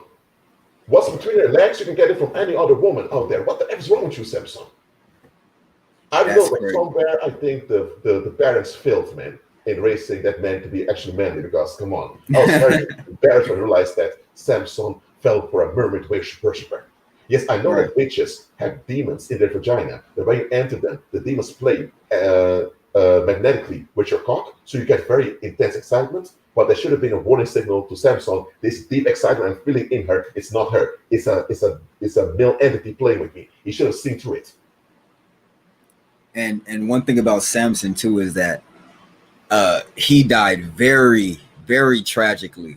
Very tragically. Ice pulled out of his skull. Right. That was crazy. So listen what I'm saying, Kwa. I'm not playing around. The world has sexual expectations. Whether you're loose in clubs or you're strict in church, those are the world's expectations. The world has the wedlock where you have to ask for a marriage license, permission from the government to do with someone else. That I don't do any of that. What it means very simple. I follow God's blueprints. No woman can look at me and expect any cock unless they're contributing to the community. You get me? Right. So listen, I'm from the tribe of Judah. I'm from the black community, okay? So if a woman wants to be with me, she must be willing to contribute to the black community, either by having babies with me, or even if it's not babies, she has to contribute in community building or whatever. And I'm a believer, so she must be able to support me in my mission that my Father gave to me. You get me? Right. I don't care how hot her ass is or nice her titties are. If you don't contribute to the community, out of here. Like out of here. I'm very simple. Any potential bride I encounter, I examine them. Listen, for me, I made up this guideline that I'm teaching all men. No booty without community. Okay? In the Afro-American community right now, in the Black American community, they're worshiping booty. They're obsessed. Sometimes they're willing to meet a woman just because she has a big behind on Instagram. And they kidnap and all of that. This happens in Asia a lot, by the way. Even in Korea, there were black guys I met in Korea. They were telling me, Rashid, I'm going to meet this woman. Oh man, that ass is so big. They were actually almost fake because the ass of the woman was so big. This Korean woman has such a big ass that I was thinking, dude, that's the only thing you're looking at, that she has a big ass. What if she's working for organ harvesters and you arrive there and then she doesn't appear but people kidnap you? What are you going to do then? So I'm against this ass worshiping culture amongst Black Americans here. Seriously. It's getting out of hand. No booty without community. Because human sexuality is there to build and maintain community. It's not just about having children, it's also about having masculine and feminine harmony. Human sexuality is about masculine and feminine harmony on the earth, and having children just part of it, not all of it. But sexuality should be part of community building and community maintenance. So if there is no community, no booty. So no woman can throw her ass at me and think she's going to lose my chasing the ass. No. By the way, if a woman tries to throw booty at me, I tend to get discouraged, thinking, why are you throwing your booty? Is that all? Is that the first thing you have to offer? Show me your feminine skills. Show me your feminine softness. Show me your willingness to support a man. Show me your willingness to face issues in life. Okay, you can have that hot booty, but okay. But apart from that hot booty, is that all you have? But one. So this is how strict I am. Right. But one other thing too, like most of these dudes that be chasing that, they really don't like women. Like they have the same attitude as Satan. They really don't like women. They just want the relief that they have, and they go on and do whatever they have to do. Because I know a couple of people that I had a couple of friends like that. They didn't really like it because most of the anger, it was mostly anger from their household and their mother not giving them attention, and they have to go out here and prove themselves as a man. So they chase as much as they can, but they don't really want the feminine support. They just want, what's in between the legs. They don't really want that to build something with that woman that they want, basically. So their motivation is all wrong. Oh man, Joyce said it very well. Not every woman practices good hygiene. That's another thing a lot of those guys encounter. Women that are very, very nasty. They don't shower, they don't do any of that. And then they're so into their booty, also into the booty. And when they arrive in the booty, they're terrified because they know to get disease because they entered the booty that wasn't clean. A lot of guys go through that. And they even talk about it in the streets. Even I was younger, guys will talk about how traumatized he was because he had sex with a woman that was very, very dirty.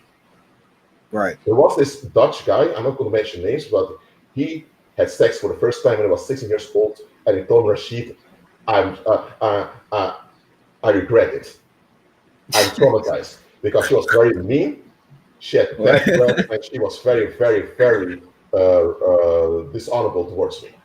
Right. And I'm thinking, dude, were you so desperate that you can check what the F you were putting yourself into? It's not only black men in America that do this. And sometimes I'm thinking, what the F, man? Look, sometimes I see women out there. By the way, I love all my species, men and women, okay? So I'm not denigrating women here. But sometimes you have those women that are really, really not only physically nasty, also in the attitude they're nasty. They put on all that makeup, all those high heels, but then I would say they haven't showered for like 2 or 3 days, whatever. When you're talking, I'm thinking, I'm fainting. But then you have guys standing in line to want to drop their cock in their pussies. I'm thinking, dude. And then you have those women saying they want you to do them from behind, anally. And I'm thinking, huh? You're a woman and you, oh man. And there are a lot of guys doing that. Take a woman anally. Because the women don't want to risk pregnancy or whatever. I'm thinking, dude, are you so, like, are you lacking so much self-worth that you realize that the woman is making a fool out of you? Wow. Man. So this booty worship, man, I'm really against it. They're just getting everybody ready for sodomy. They're just getting everybody ready for it. There was this report in the United States, this news report of like a week or 2 ago. There was this white woman who killed her white boyfriend, or he was Hispanic, one or two, because he wouldn't eat her ass. If you know what I mean. The woman told him, "Put your tongue in my ass and lick it." And the man said, "I'm not going to do that shit." And the woman stabbed him multiple times. He died. And I'm thinking, did a woman really want to push a man to put his tongue in her asshole? And she lost her mind and killed the guy. She was filled with demons. That is crazy. Why didn't the guy just leave her? Why did he argue with her? Oh man. And it's not only in the United States, even here in Europe, anal sex is very popular amongst heterosexual couples. I'm an anthropologist. I know how to figure those things out, man. By talking to people and all that, and going to forums, going on to cover all of that, it's very popular. A lot of women are excited about it. I'm thinking, woman, what is wrong with you? So listen, man.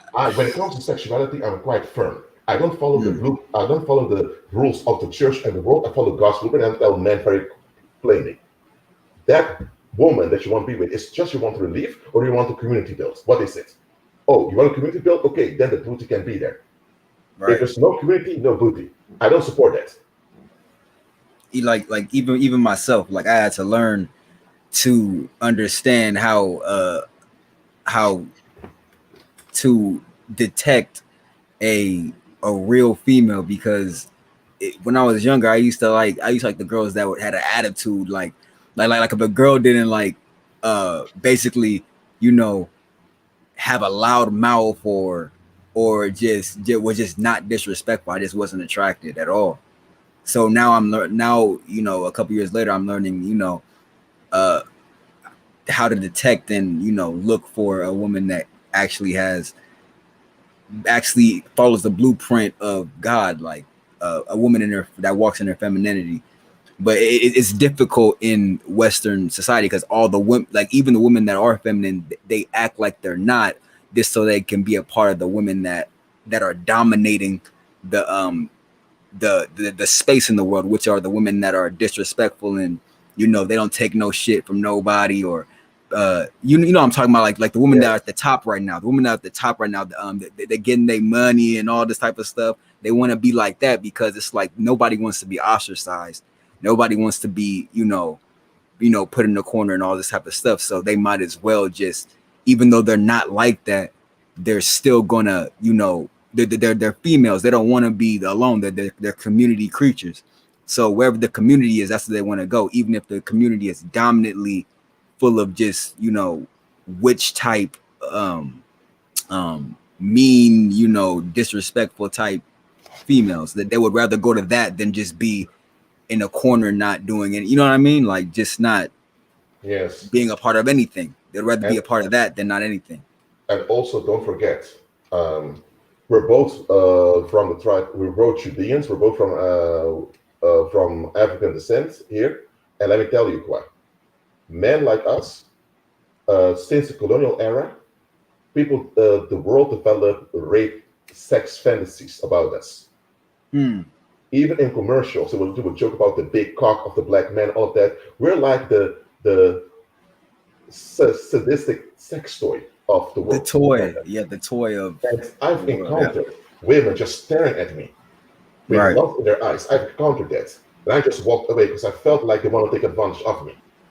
Yeah. I even felt sometimes that the word sex spells put on me. Right. Also. And it comes out of nowhere. It's like you'll just be walking and then all of a sudden you're like, why the heck is this happening? I'm not an animal. Even animals don't screw around as an addiction. Right. Sometimes, for example, sometimes you are ministering to people. For example, I'm a novelist. And there was this Dutch woman that used to be in a beauty contest. I offered to help her write her novel, just to coach her. It was just online, nothing like that. I barely spoke to her. One day I was near her town. I thought, okay, I'm not going to be near you, and I'll tell you I'm around. That's very dishonorable. So I told her, I'm in your town for this day. Then I need to leave. If you want a meet, you can do that. If not, it's fine. She said, I'm sorry, I don't want to meet because I don't have the desire to meet because I have a relationship. I was thinking, woman, I wasn't talking about sleeping with you. So all the times I was encouraging you to write your own novel, you were just thinking about having sex with me all the time. It's funny. There's like a meme going on. It's like, oh, I have a boyfriend. Like have you heard of that? Like, oh, I have a boyfriend. I was on such a level. Right.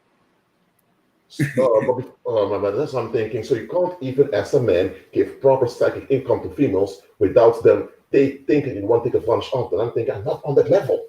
Yeah, true. And by the way, she didn't show signs of wanting to invest in any community, so that wouldn't happen anyway. Look, if you're handsome, women going to look. That's not the point. But why always think that I just want to have sex with you? And that's always on my mind all the time. Right. So that's why I avoid ministering to unbelievers. I do minister on them, but I avoid as much as possible because based on my ethnic backgrounds, they have a lot of weird ideas about us. Either we're street niggas in the hood chasing booty, or we're effeminate toys in the LGBT, or we're the pimps in the streets. But they can't imagine us being community leaders or community builders. Wow. So just be aware of that, quiet. And not all for all men, Asian men, white men, whatever man you are. If you're a believer, watch out because some people can't expect weird things from you. It catches you off guard too. Yeah, and I have a brother in the United States. He has Asian women walk around in booty shorts with their boyfriends and sometimes husbands near them, and they're throwing their ass at them, humping on them, right where their partner is. Oh yeah, So yeah, even yeah, even no, even he works at a supermarket, and sometimes the customers there, the female customers, even older women, just bump into him on purpose. All of that. yeah. He, So oh man, come on. like, I see that all the time. Like you be walking and then So it's not you can just. So people mm, people pretend like sexual violence can only come from men. It's not true. right, right. That's crazy. Just a woman's attention can just a woman giving you attention can just attract so many things that you are not ready for. That's why that's why I always tell men to look at the bigger picture. Right. Okay, she's a woman, that means she was a little girl once. Okay, how's the relationship with her father? Mm. Oh, how's the relationship with other people? How does she feel herself?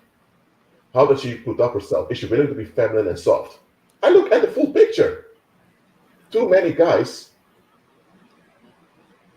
too many guys only look at the body parts and they lose their minds over the body parts, fighting to be in touch with the body parts, but they don't look what it is they're getting themselves involved with. Mm.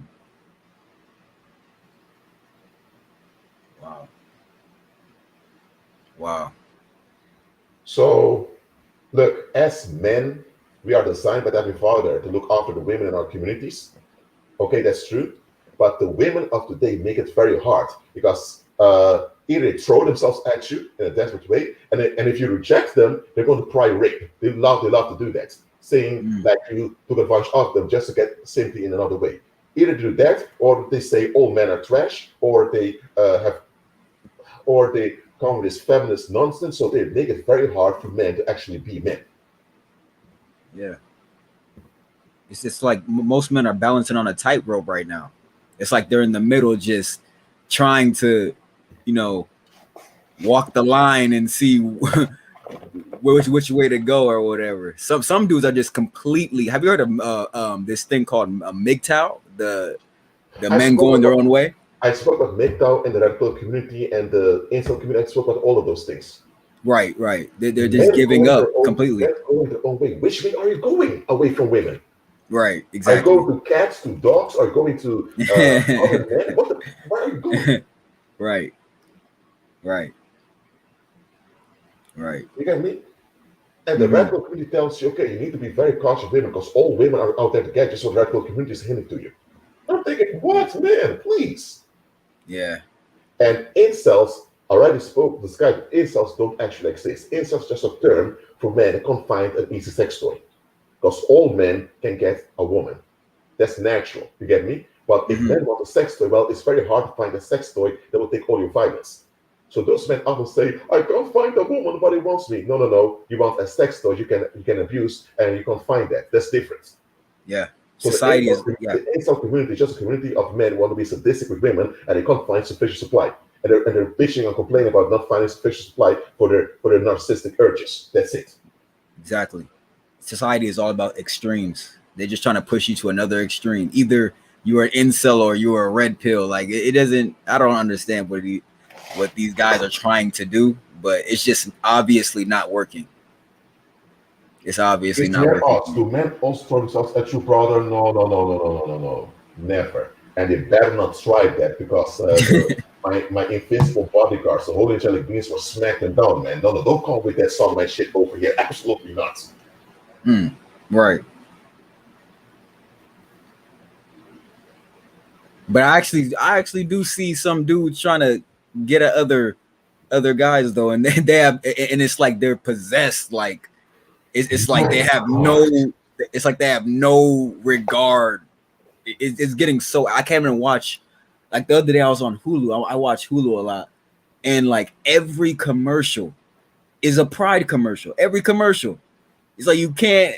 It's like they're throwing it in your face. Like every second, you can't even go somewhere without them talking about it. It's just. It's like let me be the man that I am instead of you. Just I have no problem with like you can go do what you do over there, but let me also be who God made me to be. why are you putting this in my face? Like, why are you forcing this on kids, especially the kids too? Look, There's, the thing is, human beings were sexual beings how God designed us. But most humans can't even handle them being sexual beings. Okay? right, When children ask about sex, we should tell them not yet for you. It's going to come. You get me? We should assure right. children it's going to come. But what do we do when children ask about sex? We actually cut them off. Okay? And sex education is very bad in the world. They don't teach about the spiritual side and magnetic side of sexuality and all of that. Pagans do. And that's why pagans have an advantage. You get me? And the thing is, we're all sexual beings, but we can't handle us being sexual. What the heck is that? That's a mental illness of all of mankind that needs to be addressed. But instead, the world prefers extremes. You get me? Right. And I want to say to you, Kwa, this goes for all brothers who are listening to this. Any woman who only shows interest in having sex with you, but don't show interest actually spending time with you, cut her off. Disown her directly. If you have too much patience with that, she's going to come and open door to you. You get me? And for you sisters, if a man only wants your body parts, but he isn't willing, willing to be ambitious and fierce as a man, just walk away, please. Don't think you can change him. Wow. So that's also another thing you need to watch out for.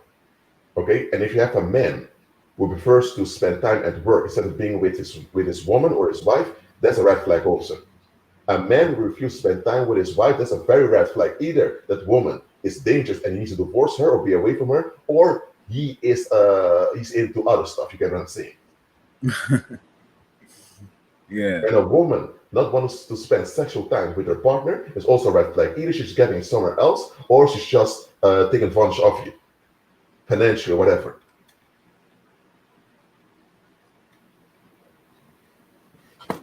And that's why I don't put myself out there too much.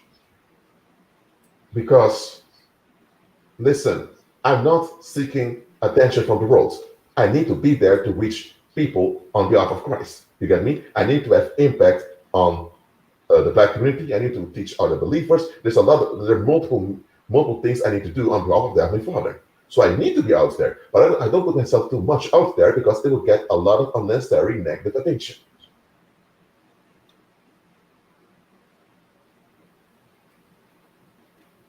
So, the only way to stop or limit sexual violence around you is to walk in God's blueprint. You get me? Right. And it's not just man and woman, because a lot of heterosexual couples are abusive and very dangerous and harming children. You get me? Right. Because even if a couple doesn't have children of their own, their sexual activity will affect the community anyway. You get me?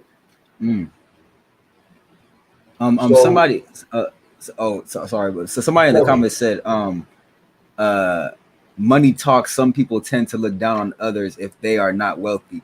Some of the women are looking for financial security and don't want to suffer in poverty. Like what do you think about that?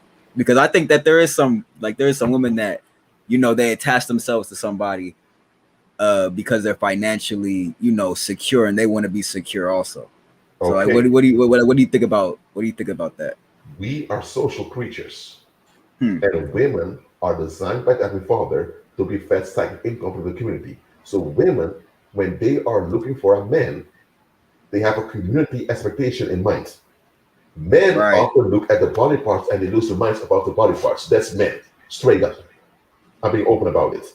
But women have a social acceptance motive behind it. The reason why you want a man with money is because with money there's stability, and stability, people will treat them better. Because when you don't have money in people tend to overlook you. And because they want to have acceptance by the community, they want a wealthy man to gain acceptance of the community. So it's all communal motivation. You get me? Right. So the thing is, if they want a man that's stable, they should look for a stable family. A man that comes from a stable background, or a man that is stabilizing himself by moving forward. But a lot of women would just want a man with a high cash. You're just prostituting themselves.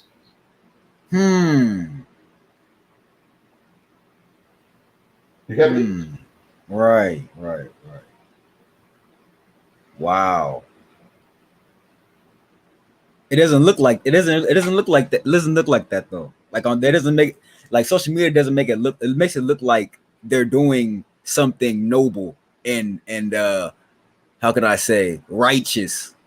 Like like if you're not buying her the right bag, you know, this amount of money or something, then you're not doing what you're supposed to do. But I understand what you're saying though. I understand what Listen, you're man. saying though. Fallen mankind is sexually diseased. Okay? So a lot of the expectations in society are based on sexual violence. Showing respect to older men as a young boy comes from ancient Greece, where older men used to rape boys and hang them on trees out of sexual envy. And this caused other boys to be frightened, so all showed uh, excessive honor, which we call respect to older men. So the whole thing about showing respect to older people comes Mm-hmm. from sexual violence. It's a fear of being sexually violated behind showing respect. So the whole concept of respect is diabolical. But a lot of believers keep talking about respect, respect, respect, respect, respect, not even knowing where it comes from. So we show honor. We show honor and kindness. Yes. Okay. And it's another thing. Women want to be taken care of. Okay, that's fine, but hold on a minute. It's not meant for a woman to lay on a lazy behind and expect a man to be swept around and give her everything at ease. No, a woman is assigned to build and assist her partner. Hmm. A lot of women Hmm. today just want to have Prince Charming falling from the sky, and it's not going to happen. Okay? That's why they end up with sociopaths that exploit them and kill them. Because they're looking Hmm. for a fairy tale existence that cannot happen. Wow. Okay? So listen, it's very firm to me. If a woman is not feminine, man, she can never be even a candidate. Okay? If the only thing she has to offer is a booty, then man, she's off the list. You can because listen, I'm not going to endanger myself just to give her the time of her life from time to time at my expense. Are you kidding me? Hell no. You get what I'm saying, Juan? So Right. that's Right. what I'm Right. teaching young men, younger men also. There are men in their 50s and 60s still chasing the right booty, as Clark called it. All right. So just because someone is older than you or has lived longer doesn't mean uh, that doesn't mean that they deserve honor from you. Okay? Wow. If a woman doesn't want community build, it means she only wants to sexually exploit you. Simple as that. Remember that. A woman that doesn't want community build, whether it's having children or if she doesn't have children, look after children of other people or help with cultural projects and have a feminine impact on community. If a woman doesn't want community build or community maintain, that means she's only after whoring around.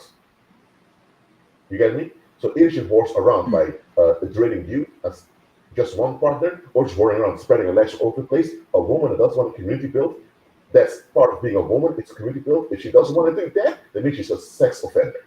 She only wants to take advantage of you. Plain So and there's simple no as it is. so there's no difference between her and a guy that just wants to slang all around and do what he you just do what he want to do Look, basically. the dude who's slang around has deep-rooted self-worth issues that he wants to compensate by entering his cock into almost every vagina he encounters. Okay, that's the man. That's the man that's booty chasing or whoremongering.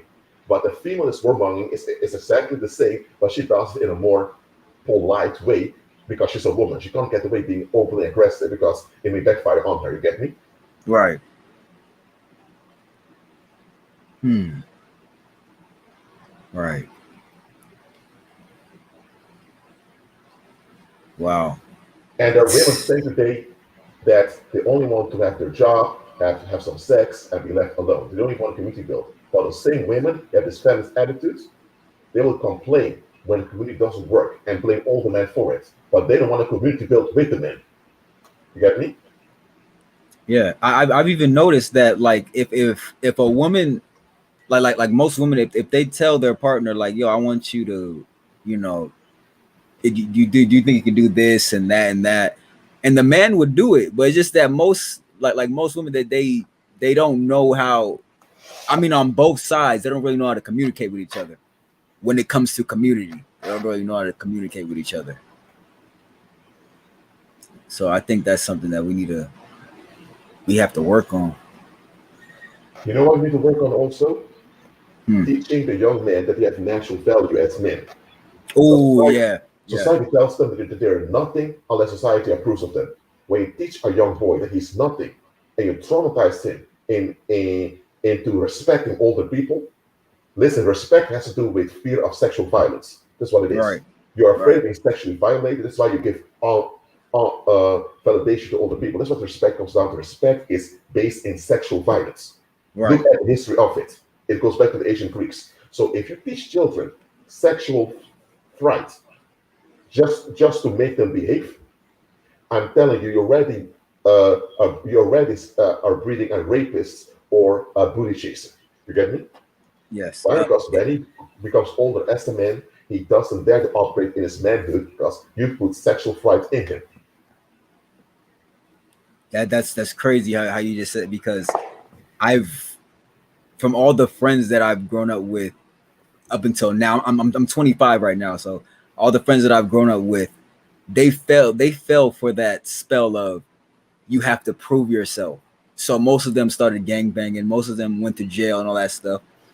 And I'm one of the few that are like left, like, still, no record, none of that.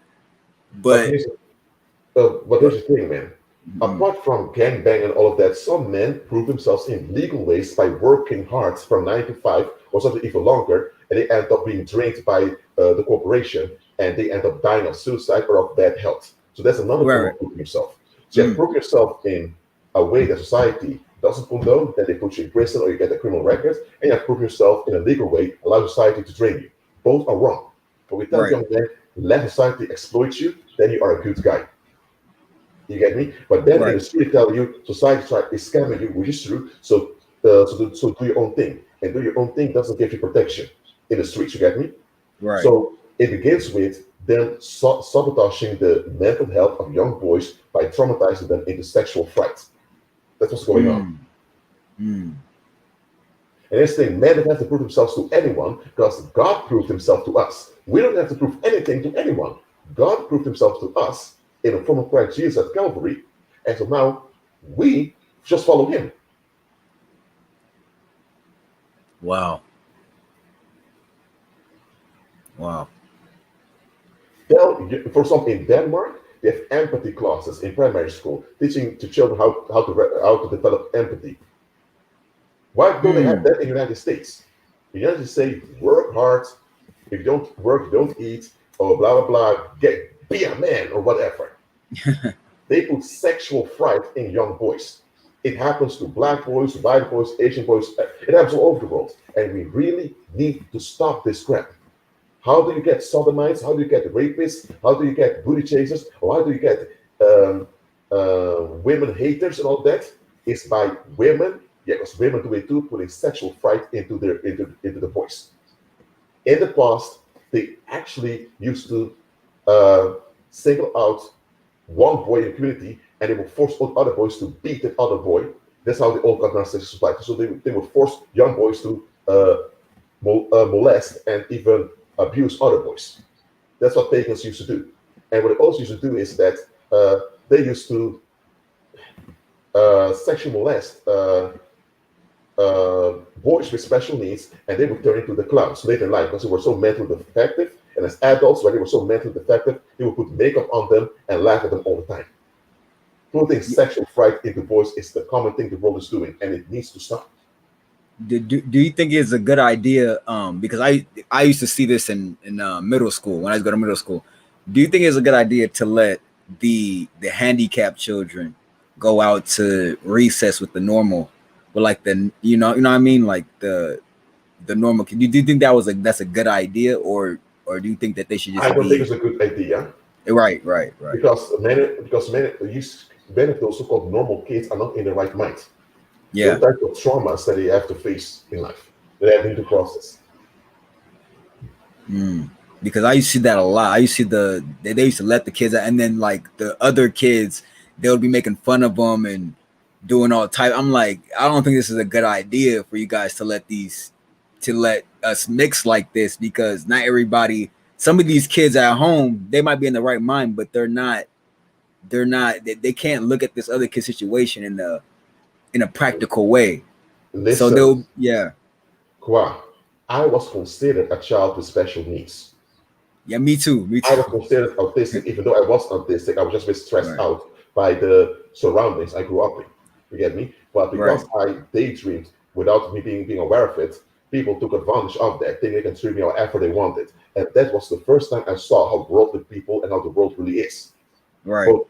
Both adults and children were horrible towards me, and the children followed the example of the adults. So you get me? So from a very young age, I see how the world really is. So that's why the world cannot come with me with their nonsense stuff.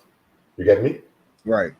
So that's what I'm telling you. Those mass shooters in the United States, they used to be little boys too. What happened to them as little boys that tricked them to become so monstrous? Oh, we don't want to talk about that. No, we just want relief. Well, now your relief has backfired, and now the victim exploded, and demons used them to cause harm. So now you have to deal with all types of dead bodies. The Heavenly Father will not intervene in your when you are insisting in idolatry. You get me? Mm-hmm. Yes, Kevin Samuels is a black man who's cooning and teaching black men that you need to earn $100,000 a year. On them, they're a high value man, and as a high value man, you have to be a high value man so that a young 20-year-old black woman can take advantage of you without doing anything for herself. That's what Kevin Samuels is teaching men. Oh, and another thing, what we were just talking about how you were saying that in the Greek mythology, how the older men would be jealous of the younger men. Yes. Like no lie, I was on YouTube, and I was scrolling down my feed, and I was watching a video of him and this younger guy. It was like a small clip. Mm-hmm. This younger guy said he was trying to get advice from Kevin Samuels. He was like, basically, how do I raise my value as a younger man to basically, get a mate, like somebody to be with.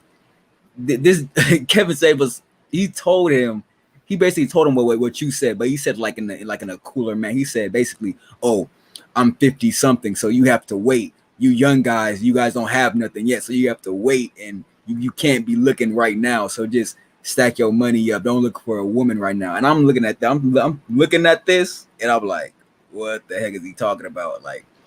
He was the same guy that was caught unalive with another man in his bed, which he claimed to a picture and all that. So man, he was close. So I don't have to go into it. Yes, old men having sexual resentment towards young boys. In ancient Greece, they would rape the young. You had grown men in the 40s, 50s, and 60s ganging up, raping young teenage boys, hang them on trees just to relieve themselves from their sexual anxiety. That's what they used to do. And the crazy, Then it became crucifixion, but that culture of older men having resentment towards younger boys, it still exists. Yeah, and he pushes it really hard. Like when he said that, he said, but he told him like, you have to wait. He said you have to wait. He didn't give him no advice. He said, oh, just wait your turn or whatever. Yes, and I'm like, what the heck is he talking about?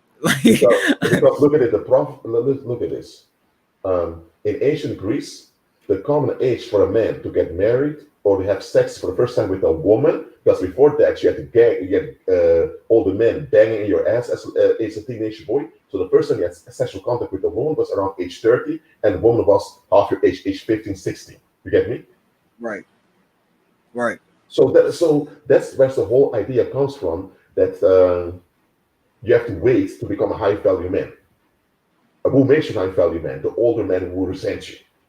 That's exactly what he be saying. That's all he teaches is high value men, and he be rating people. He's like a 50-plus-year-old man rating people. I'm like, yeah, let me get off this thing or whatever. And nobody, and he has people like under like this, like this spell of just they all agree with what he's saying. Like I don't even see one person in the comment section that's like, oh, yo, oh, or like this person is just like what he's saying is not valid.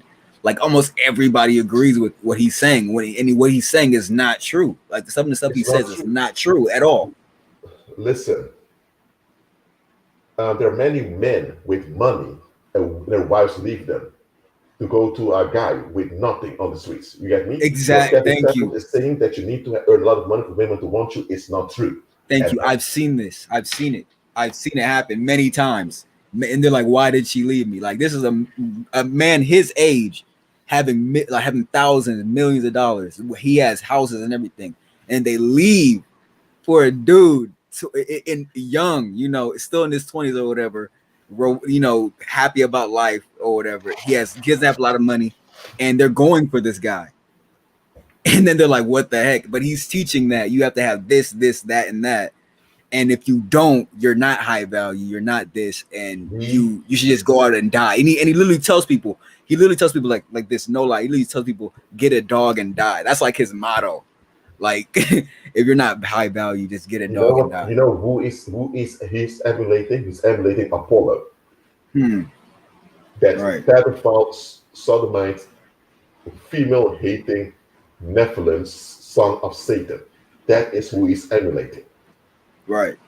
That is his God. That is his model. And by the way, Apollo is the one they call majesty in paganism. Majesty is a transgender title because Apollo loved to dress like a woman, going around batting his ass so that men could go into it. Yes, Apollo used to do that. That's why the Statue of Liberty is Apollo in drag. You get me? So the sexual aggression and sexual attractiveness of Apollo is called majesty. So when you call kings majesty, you're referring to the sexual violence of Apollo. You get me? Yeah. So, he's worshiping majesty. That is Apollo. That's what Kevin Samuels was worshiping. Wow. All his thinking is based on Apollo, the Antichrist. Yeah. And none of what he. Yeah. The thing is, too many people have sexual expectations that are derived from ancient Greece. Ancient Greece fucked up the whole world. I'm just saying as this. Ancient Greece messed up the whole world. But most people keep following Greek mythology. Finding the right woman. Finding the right man. High value men. This and that. I'm thinking, what? All of this can refer back to the Greek gods. Okay? They tell men you need to become old and have gray hair, then you're valuable. The Heavenly Father says he will renew your youth like that of the eagle in Psalms 103. So the Heavenly Father wants your youth to be extended till the day you're not on the earth, till the day your body deactivates. But then the Greeks said, no, you need to become old and gray, then you're something. Why did he do that? Because Satan, when Satan was banned from heaven, he deteriorated and became this old-looking, effeminate guy. And Satan wants everyone to look like him. So that's why the world worships old age that much. I'm saying that older people shouldn't get honored if they're honorable, or you should look after them. But come on, don't worship old age. Worship old age is Greek mythology. Wow. Yeah, so I just like I was just surprised when he says those things. I'm like, none of this is even true. Like he has to be doing it strictly for views because none of what he's saying is factual. No facts in what he's saying at all. And it's all for views. The main exercise Kevin Samuels do is bashing black women. And better, he's a black man himself. So is he hating his own mother? Is he hating himself for being black? Is that what's going on? Right. Or did he have a mother that was abusing him? And that's why he's taking out on black women out there? Maybe that's the case. He needs to look at himself, man, seriously. There was this other guy, Tommy Sotomayor, who years ago was only talking bad about black women in every single live stream of him. He was talking bad about black women. It had to bash look at black women. There were even videos of him going in public looking for a fight with black women on the streets. Now he was fortunate those black women didn't beat his ass. But literally, man, he even had a beastie channel on YouTube YouTube deleted afterwards, where he was showing rash behavior of women from the hoods. I mean, there's so many healthy black women who are feminine out there. Why did you ever show them? No, you have to focus on reprobate black women. He was obsessed with it. Right. But Well, Thomas Sowell, he's been banned from YouTube several times, and since 2015, he's been making private porn. I've heard, now, I hope this is not true, but I've heard he's been making private porn to have an income because he's wasted all his money. He was getting a lot of donations talking crap about black women. A lot of white supremacists support him, but he wasted all the money. And he's a father. He was married to a black woman. He has black children. He even has a black son. He doesn't want to acknowledge, and he has black daughters. I found out also. I mean, that's what. If that's the reports that came out from him. Like the thing about Thomas Sotomayor is that at first he was about black boys. That's what he was about. He was about like building black boys up, like kind of like what Dr. Umar is doing, but his was like a little bit more out there. He was like a little bit more out there with his, like he's like a dirt, like how can I say, like a watered down version of Dr. Umar, basically. But the thing with him, his downfall was this: the talking about black women, and also what he would do was he would contradict himself a lot. Like he would say something and then go and do it. Like he would talk about like Negroes, like the thugs and stuff, and then he would go and do the exact same thing. And just like how Kevin Samuels was doing, he would do it, but then he would contradict. He would go back and forth, and people just got tired of it, and they stopped giving him money and stuff. So that's basically like the thing. And now he's like, going down and down and down and down. So people don't really talk about him anymore. Like now the new guy is Kevin Samuels. Yes. This is the guy everybody's talking about now. So Tommy Sotomayor is like in the past. Like yes, in the past. He's in the past. Man. Yeah, he's like he's back. Like people not worried about him anymore. He's not relevant. But now the new person is Kevin Samuels. How did they get him out of? It's like a new person is gonna keep showing up. You know what I mean? It's gonna keep coming, and there's gonna be a next person. And like I don't know, man.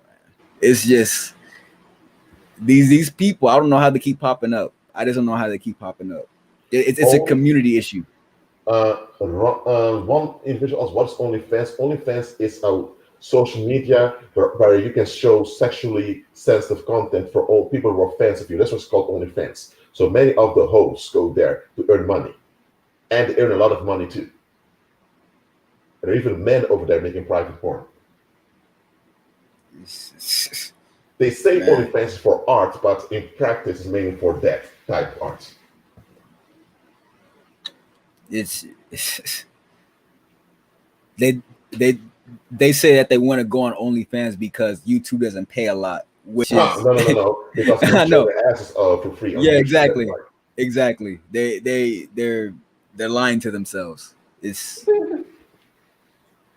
yeah, man. Wow. The thing is, Kwar, we discussed all of this. We went through the history of the Greek Empire. We went through colonialism, and we talked about economic power and cultural relevancy. And do you understand now how important it is to put you have to put yourself out there in order for you to become relevant to the community. That's how you build a cultural relevance. And cultural relevance will lead to economic relevance eventually, you get me? But do you understand how important it is to do this with a firm mission statement? You get me? Yes. Oh, I want to tell you a little. Like at first I did, like, because at first I was doing music for a little bit, but in that time that I was out there like that, I was going through so much like psychic vibe. Like you have no idea. Like it was so intense that I would literally feel like something was like stabbing me in my sleep. Like it was that bad because I was doing pretty good.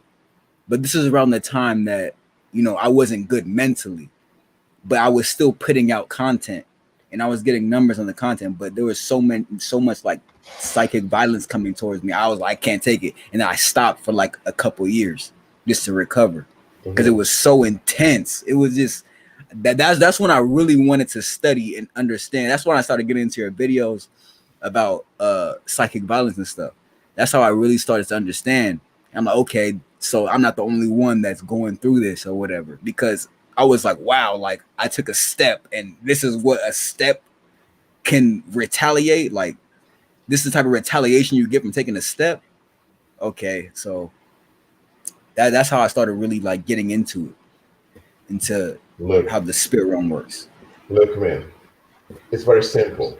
You are a fragile, vulnerable creature as a human being, and your body is mortal to be also on top of that. If your body was immortal, it would have been advanced, but your body is mortal. So you need to have a spiritual cover to operate in. Either it's paranormal, but then you have side effects, or it's supernatural from the Holy Spirit. Then you have a self-protective mechanism. Without any spiritual cover, any bad thing and any damage can happen to you at any time. You get me? Mm, So when you begin to put yourself out there, make sure you're covered spiritually first. Don't just put right, yourself out there and expect people going to like you or dislike you. If you put yourself out there without any spiritual comfort, you're going to be in big trouble. right, You get me? right, right. So that's what we need to learn. And look, too many people want the smooth success that demons offer by making things happen swiftly, and don't realize that God's way is for you to be enduring. You get me? You get smooth success. You're here and today, gone tomorrow, kind of. But when with that and Father, you're established forever. Even when you pass away, your legacy will remain, and you'll be resurrected, seeing the fruit of it. I don't say that pagans can't have a legacy, but the legacy is limited because they're not even saved. You get me? Mm, right, So we need to know what's going on, and that's why I mentioned the history of the tribe of Judah and the history of the Ashkenazi Jews, and all of that. That's why I mentioned all those things for you to understand what's going on. Because a lot of believers have been brainwashed by pagan church that teach them white supremacist fables, saying that it's all about Western Europe and the rise of the Roman Empire again, and there's going to be a 7 year tribulation, and it's going to be rapture, all of that.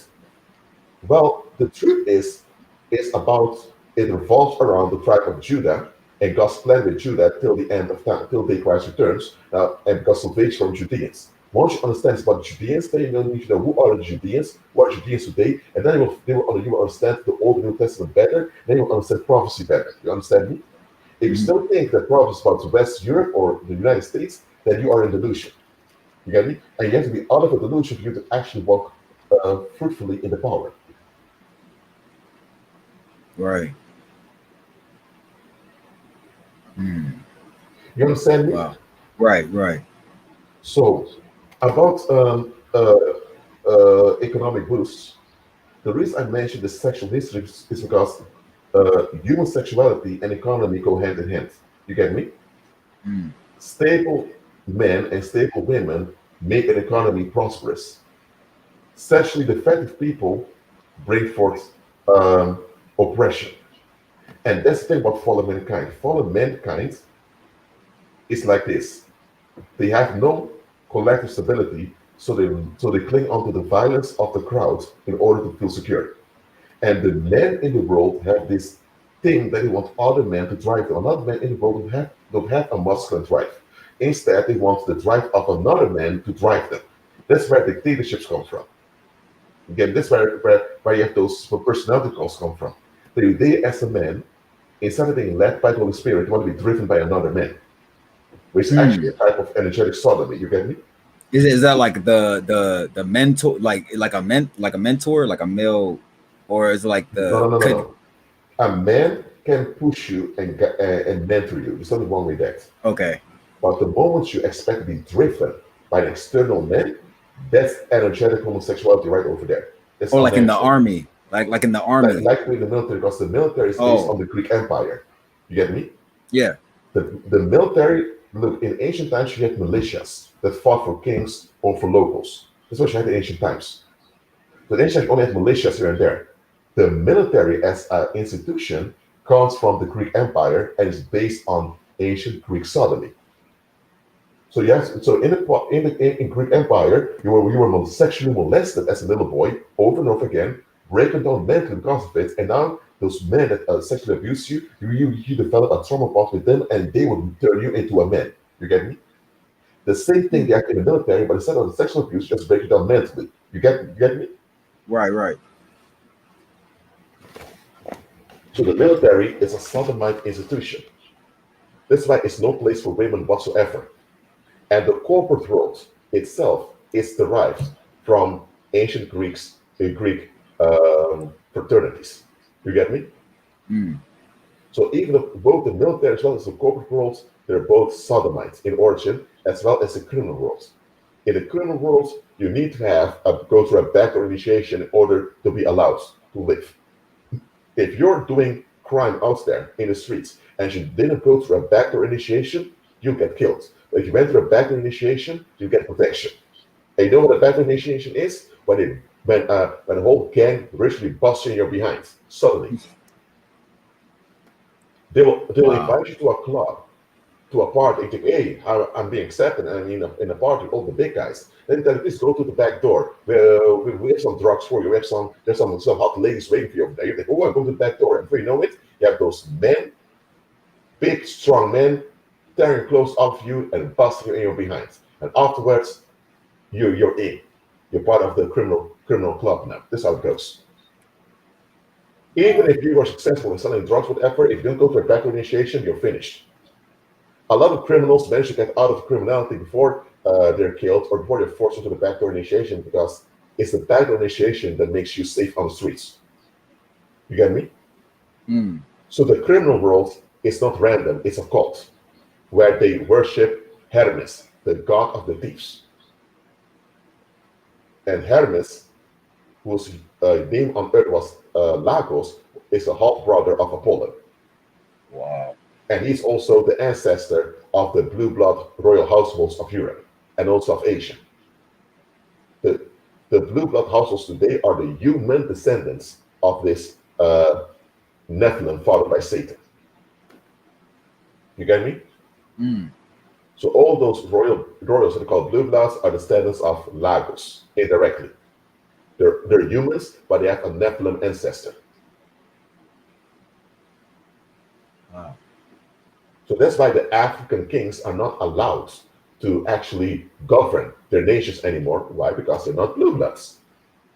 You do have African kings around being economically relevant and serving their communities, but only few African kings are allowed to actually have a throne, but they are compromised. You get me? Mm. So that's the Wow. thing. So that's how the world looks at the world. The world is a Greek cult. That's what the world is. And in this cult, the Apollo is the model, and everything that looks like Apollo is praised. You get me? Mm. That is the world. Wow.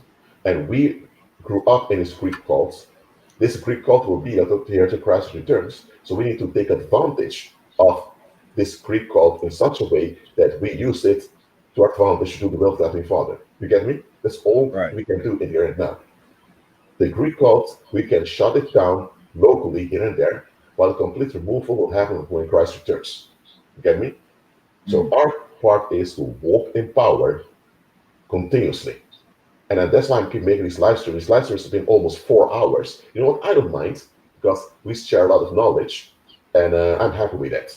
You get me? Right. So, is there anything you want to say still or about economic power or whatever, Kwa? Oh no, I think we covered everything. I think we covered everything. Yes, we That covered a was lot again. So, what I propose then is that we finish this live stream, and because it's 4 hours, so people that play it back has a lot of information to go through. It's one of the longest live streams I've ever made, to be frank. wow. Okay. So by the way, before I start, Gino, I'm going to call you soon because I need to minister to you. Gino is one of the subscribers over here, very strong believer also.